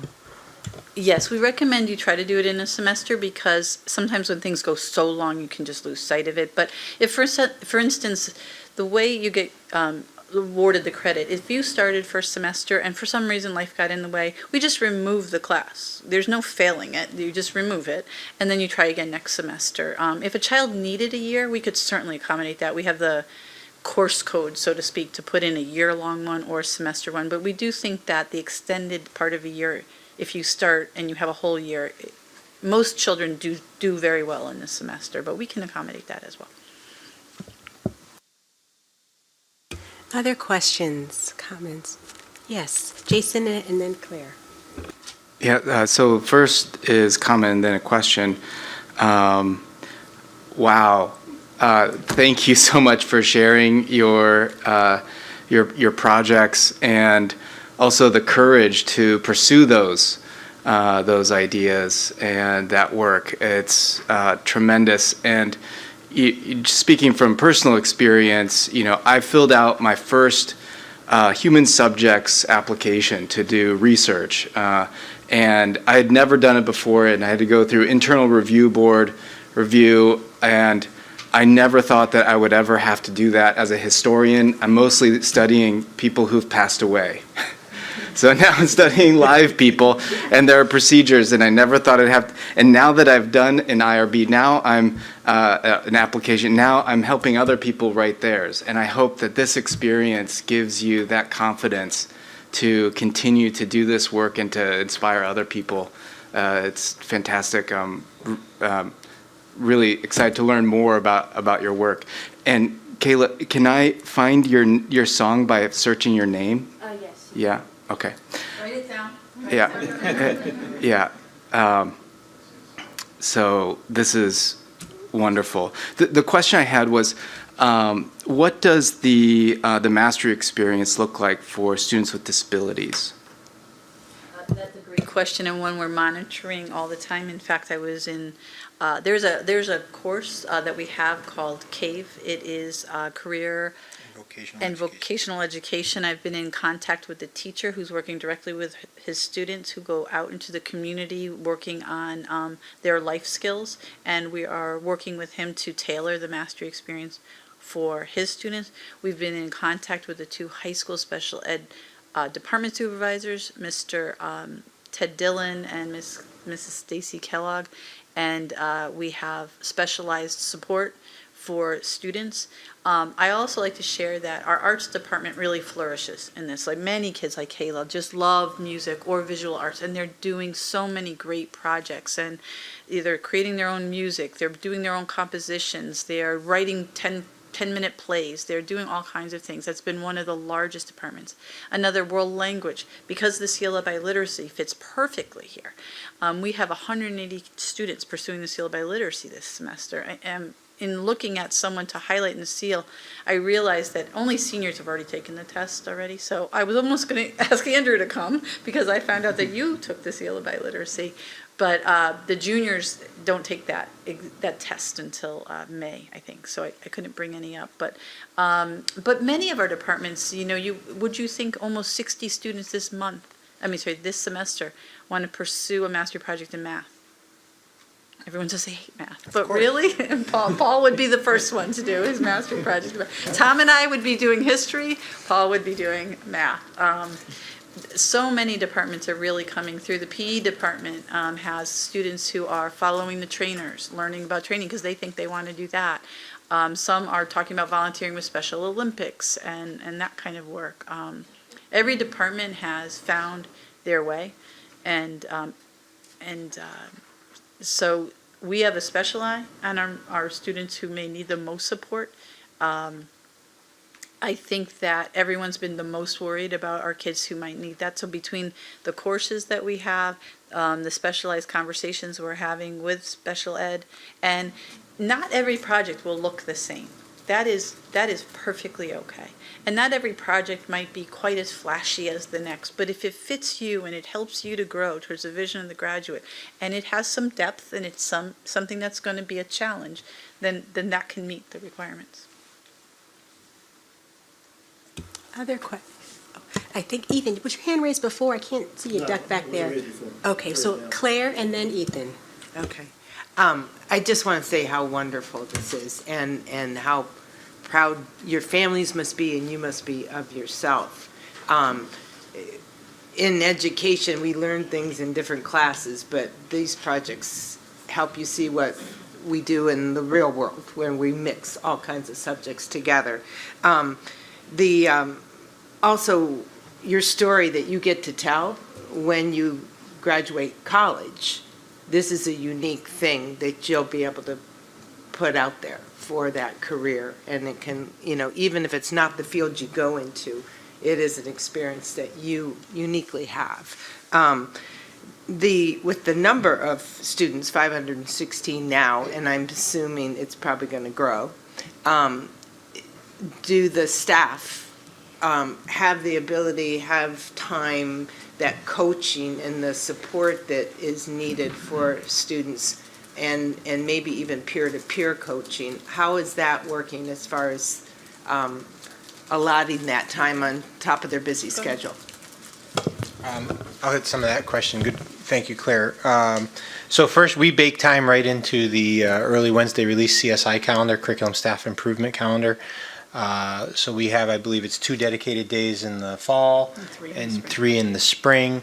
And what we try to do with the department base, so typically as students are doing their projects, certainly if the project is happening through a qualifying course, then there's a department associated with that. It could be, as you heard, an arts class or a computer science class or a mathematics class or what have you. So there's the ability of the teachers, as Ann alluded to, during those CSI Wednesdays, they'll have a joint review of proposals. They'll have the opportunity to do joint review of the finished products and the reflections.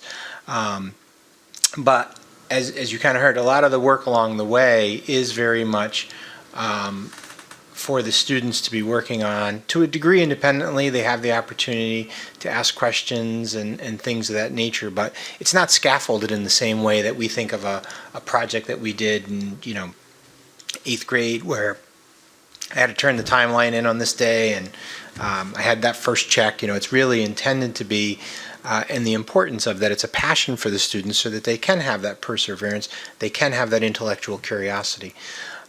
We talked today, we actually had a meeting as recently as this afternoon at 1 o'clock to review with departments what are our broad avenues, what are some areas where we want to try to encourage greater participation, and if we don't have a lot of participation in a particular area, can we utilize staff to help kind of share that load? We've had those conversations to ensure that we have the right structures in place to be able to support teachers in this work alongside most importantly, supporting the kids. If I could ask each student to, maybe I'll start with Lucy. Lucy, how much did you talk to your teacher during your project? I was the first student to do it through AP Computer Science A at my class. I did not communicate too much with Jeffrey Billing, who is my teacher, but I did communicate quite often with the math department head. So we would meet a lot to talk about how I'm doing, what's going on, and if I need help. The math supervisors or the department supervisors have done a very nice job of not only adding good ideas, because this was a credit we could have structured a number of ways, but our goal was to try to emphasize student personalized learning and independence to the extent that students can do that. And so Lucy mentioned the math department supervisor, and they have been very helpful at times. Connor, can you talk about yours?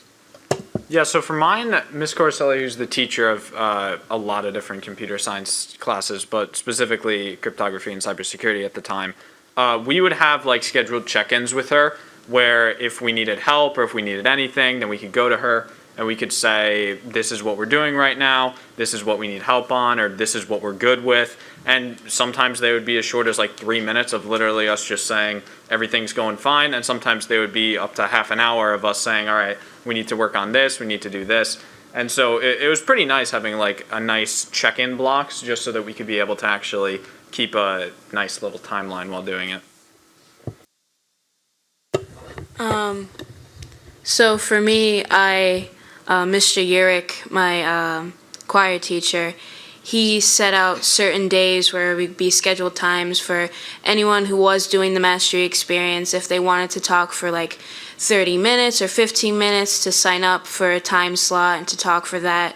And towards the beginning, we communicated here and there just to talk about which software I could use, just the basics in like Music Foundation.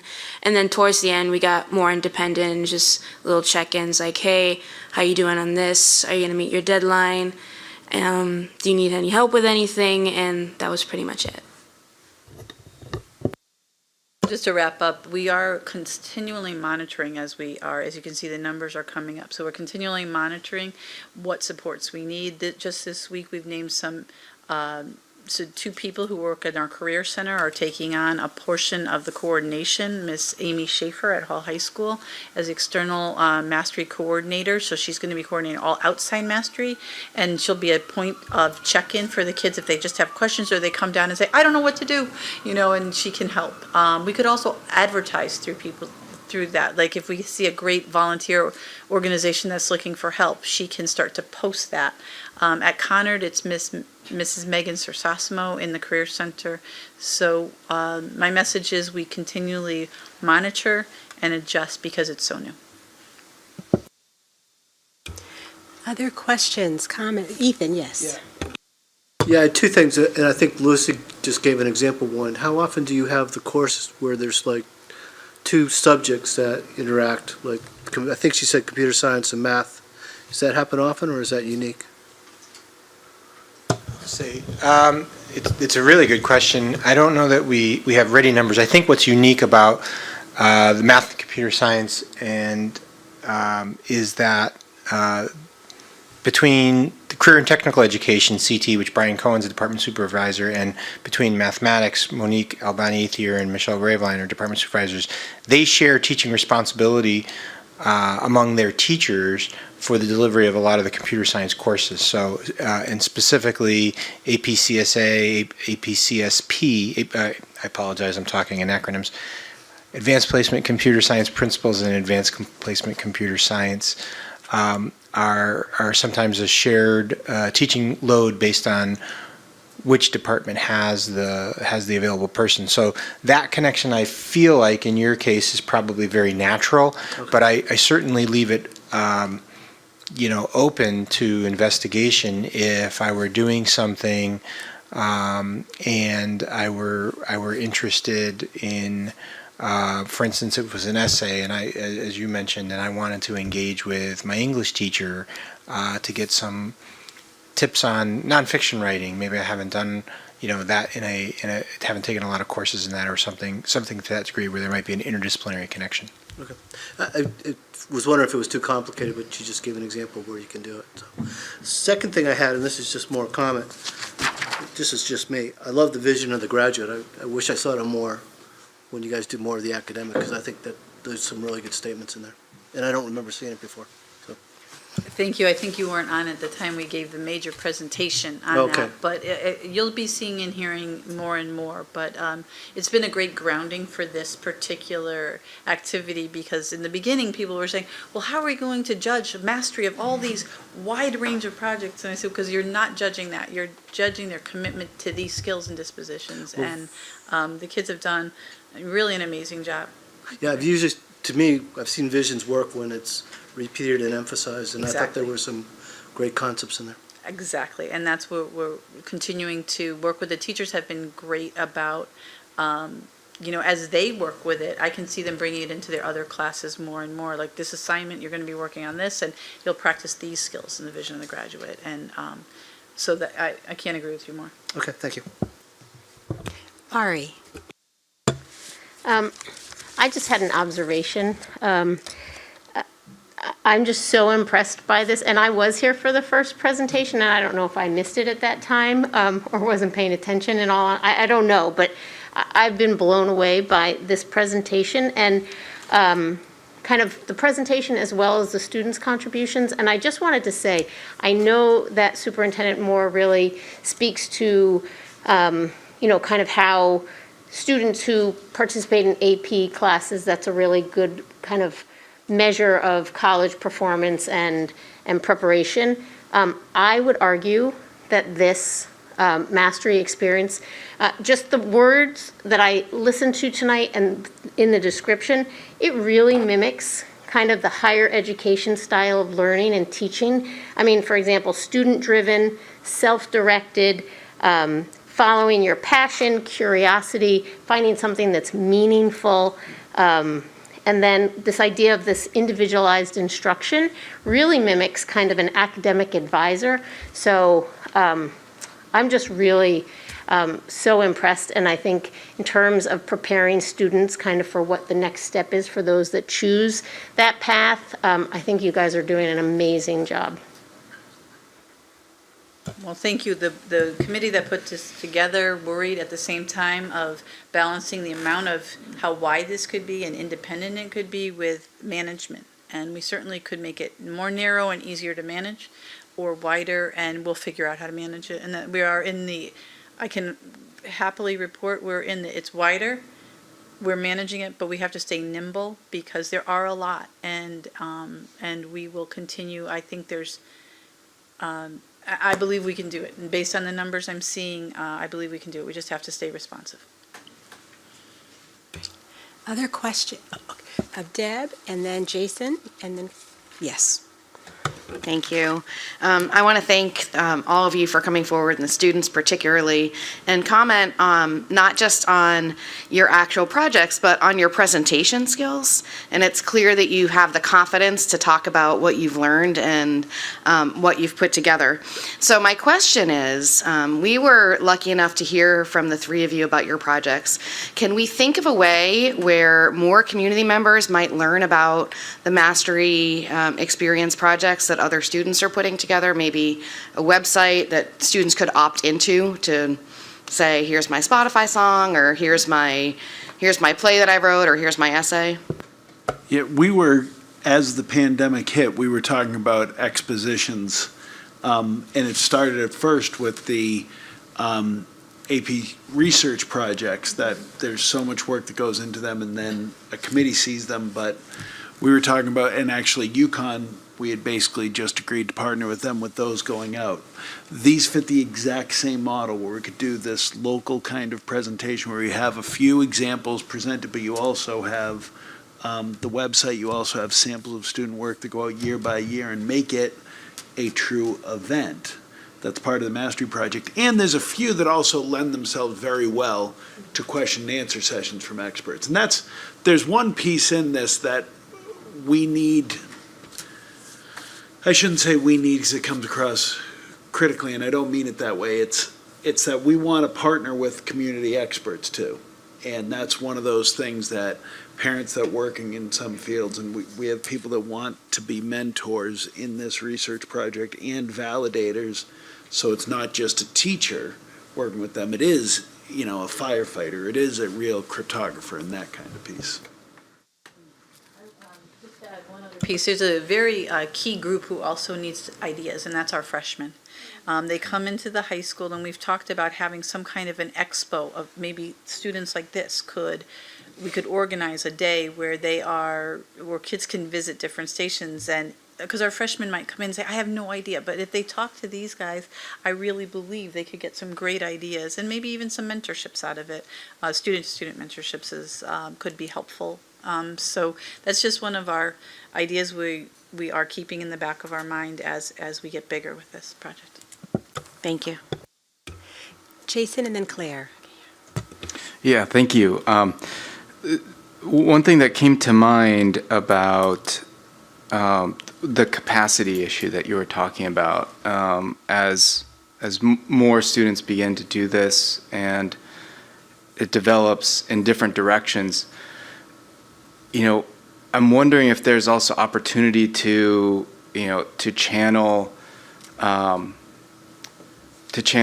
teachers into other grants or other funding networks that allow them to, say, build the capacity to have, field projects that, for instance, Fund for Teachers or the West Hartford Foundation generates, can provide the kind of seed funding to build sort of, nimble, capacity building in some ways. So just in thinking of how the district is sort of responding to the different trends for that year, and it seems like and having the teachers also being able to respond in constructive ways that advance their capacity as educators too.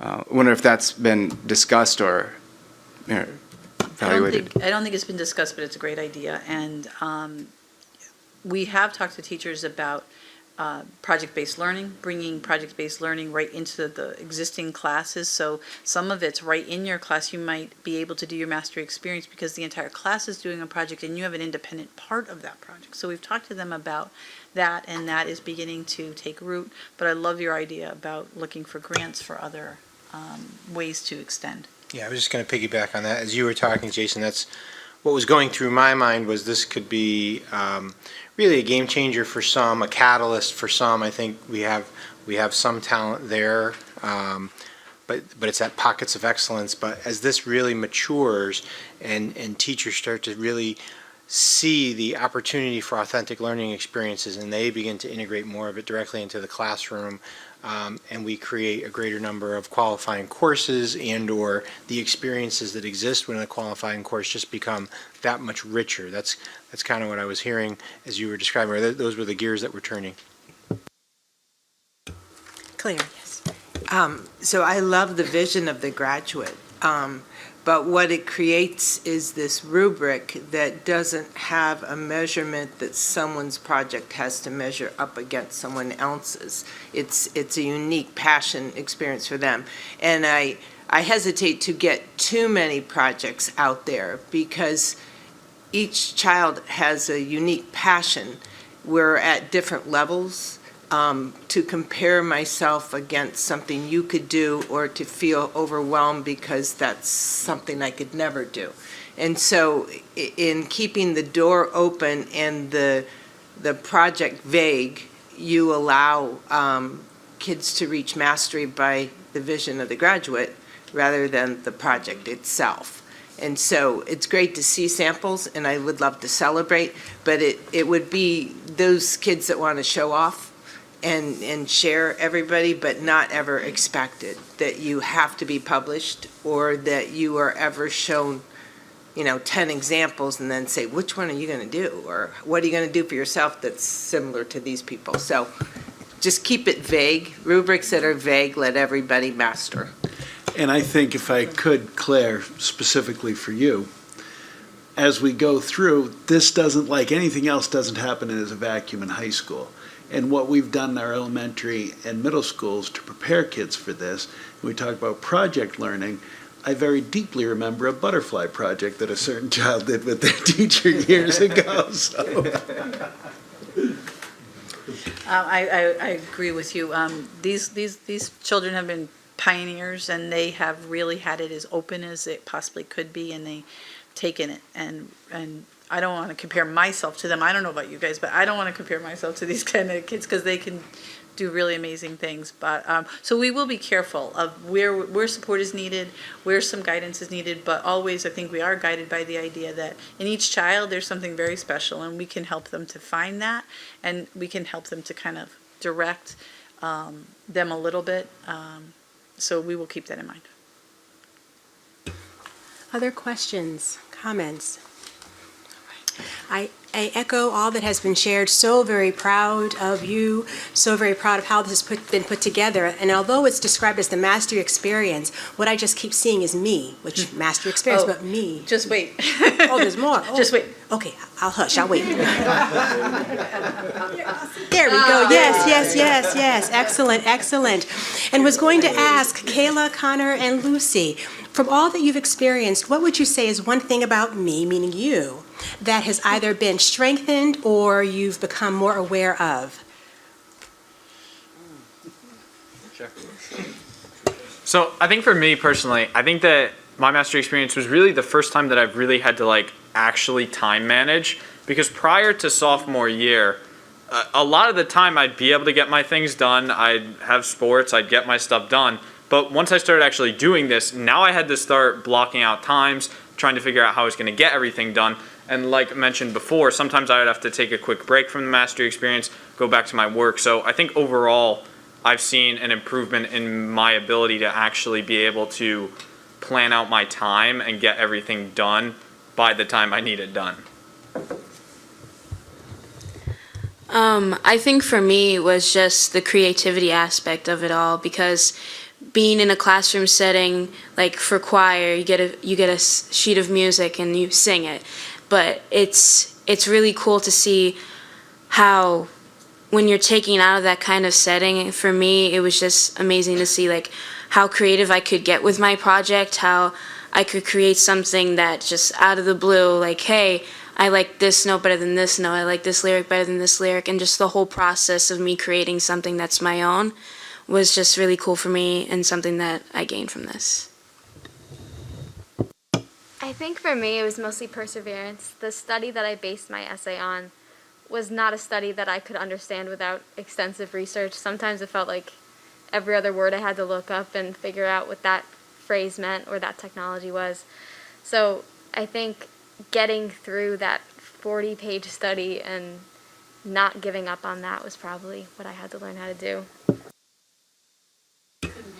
Couldn't be more pleased with their answers, because you hear the vision of the graduate in there, that 40-page study where most of the words you're looking up, that's amazing. Or time management, such an important life skill, and honestly, curiosity is what we want. We want people to be curious. So we have this phrase we're going to start using, it all begins with me, to kind of encourage the younger kids to start thinking about it. We'll use it in school a little bit. We haven't introduced it yet, but I think it's something that when the freshmen are thinking about, oh, I heard this thing, what is it?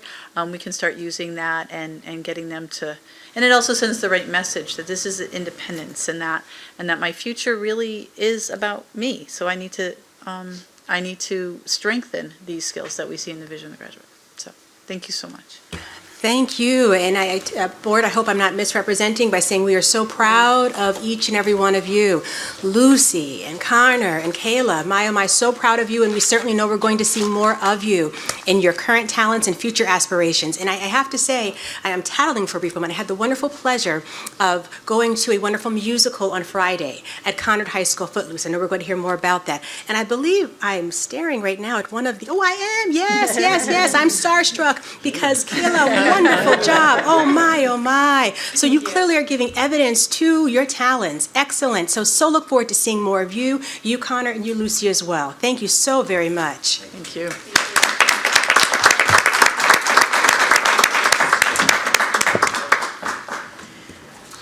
All right. And as we continue on, we now will move on to routine matters, approval of the minutes, where we are approving the minutes of the regular Board of Education meeting from March the 1st, 2022, seeking a motion that the Board of Education approve the minutes of this regular Board of Education meeting. I move to accept. Thank you. Is there a second? Second. Any discussion? All of those in favor, say aye. Aye. Any opposed? All right, the ayes have it. Great. Moving right on to information and reports. Board members, do we have any communications from other boards? Any updates? All right, other information and discussions. And now the exciting piece to hear from our student representatives. Let's hear from you, beginning with you, Avery, please. So at Hall, we just opened Pops and Jazz, which many people have said after 2 years. So just some highlights. We have had some performances sold out and we're selling out. So if you haven't bought your tickets, you should soon. So guest artists are including industry professionals who are singing and playing their instruments with our choraleers, solisti, and concert jazz band. And in addition to those ensembles, the jazz dancers and soloists and actors who wrote their own script have really been contributing to this show. So we're seeing just a melding of all these different artistic communities at Hall finally getting to work together, which is great. Hall's Relay for Life team is fundraising through a virtual cooking class on March 24th. I think this is with a registered dietitian who's coming in and just, teaching us more about fitness and for a good cause. Sophie Cutler is the first Coca-Cola scholar in Hall's history. She's been awarded for her leadership and her community impact.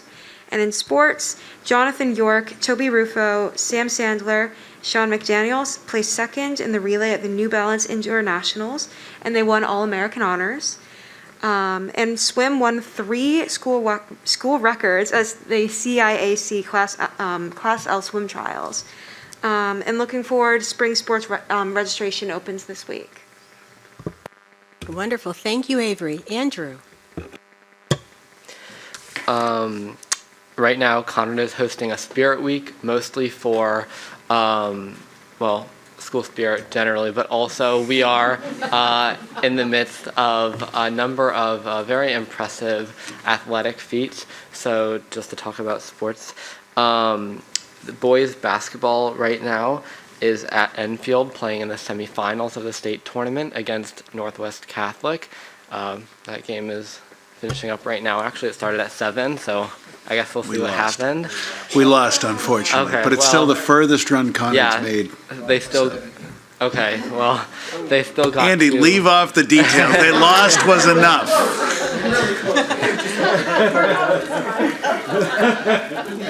Still a very impressive season, and I think I said actually at the last meeting that it's the winning most season in Conard boys basketball history, so very successful. Also, Conard boys hockey, they're playing in the finals, the state finals on Thursday of this week at Quinnipiac after winning last night in the semifinals. At all of these events, really, so many students have come to support the teams. Conard also had 3 students win All-American honors at the New Balance Nationals indoor track and field event. So a junior, Audrey Kirkudis, placed 4th in the girls' high jump, and then 2 seniors, Gavin and Callum Sherry, placed 1st and 2nd respectively in the boys' 2-mile. So definitely very successful boys and girls indoor track season by that measure. As was noted previously, Conard is in the middle of putting on their spring musical, Footloose. I'm going to see it this Friday with a group of friends, and everyone who's seen it has really just been raving about it. I know multiple people who have seen it 2 or plan to see it even 3 times. So people are definitely really enjoying it. And something I learned actually recently was that Conard put on Footloose 11 years ago in 2011, and the 4 male leads from that show actually surprised the cast and came and saw it over the weekend. So there's a photo floating around the internet of the 4 old male leads and the 4 new male leads, if you see that. An update on the school mascot situation. It's been narrowed down to 10 names, and that will be narrowed down to 5, hopefully by April 1, and then ultimately 2, where a focus group with myriad community members will ultimately decide the new mascot name. All right. Thank you so much, Andrew. Thank you, Avery. And moving on to future business, announcements of future meeting dates. We next will meet on Wednesday, March the 23rd, 2022, for our Board of Education public hearing at 7 o'clock, followed by the Budget Workshop number 2 here at the Town Hall in room 314. And then on Tuesday, April the 5th, 2022, we will have our regular Board of Education meeting, where we will have the adoption of the superintendent's 2022-2023 budget at 7 o'clock here at the Town Hall in room 314. Followed by that, on Tuesday, April the 19th, 2022, we will have our regular Board of Education meeting, 7 o'clock here at the Town Hall in room 314. Do we have a request for future agenda items? Can I ask a question? Yes. The budget workshop, how does that work? For just so I think I've heard it, but it's the exact same as the last one, basically, so it's just like the last week's Oh, I thought the was. community got a chance to. There's a public comment ahead of the workshop. Oh, so is that at 7 or is that earlier? That's at 7 o'clock, and then immediately following any public comment, we go into the workshop. Okay, thank you. Any request for a future agenda item? All right. Do we have any visitors that would like to make a comment? Visitors. All right. And we do have an executive session, and the purpose is for the discussion concerning a privileged attorney-client communications regarding the personnel search process for a new superintendent of schools. So, team, we will convene in the back room there, and once that is over, we'll come back to gavel out.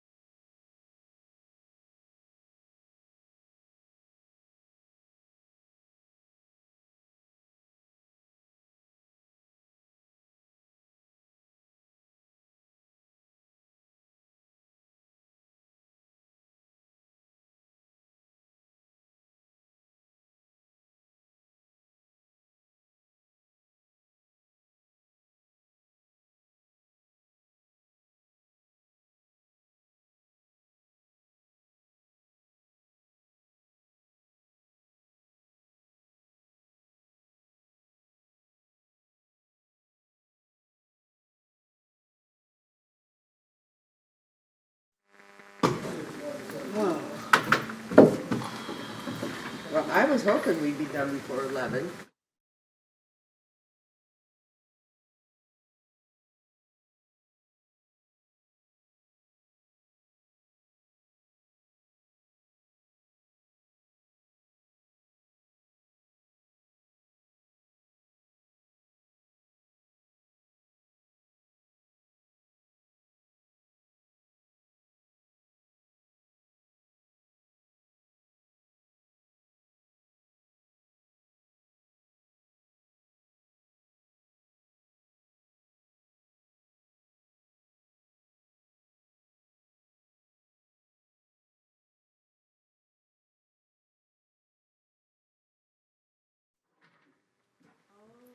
Right, all right. So thank you all so much for your time and attention, and it is now time seeking a motion to adjourn.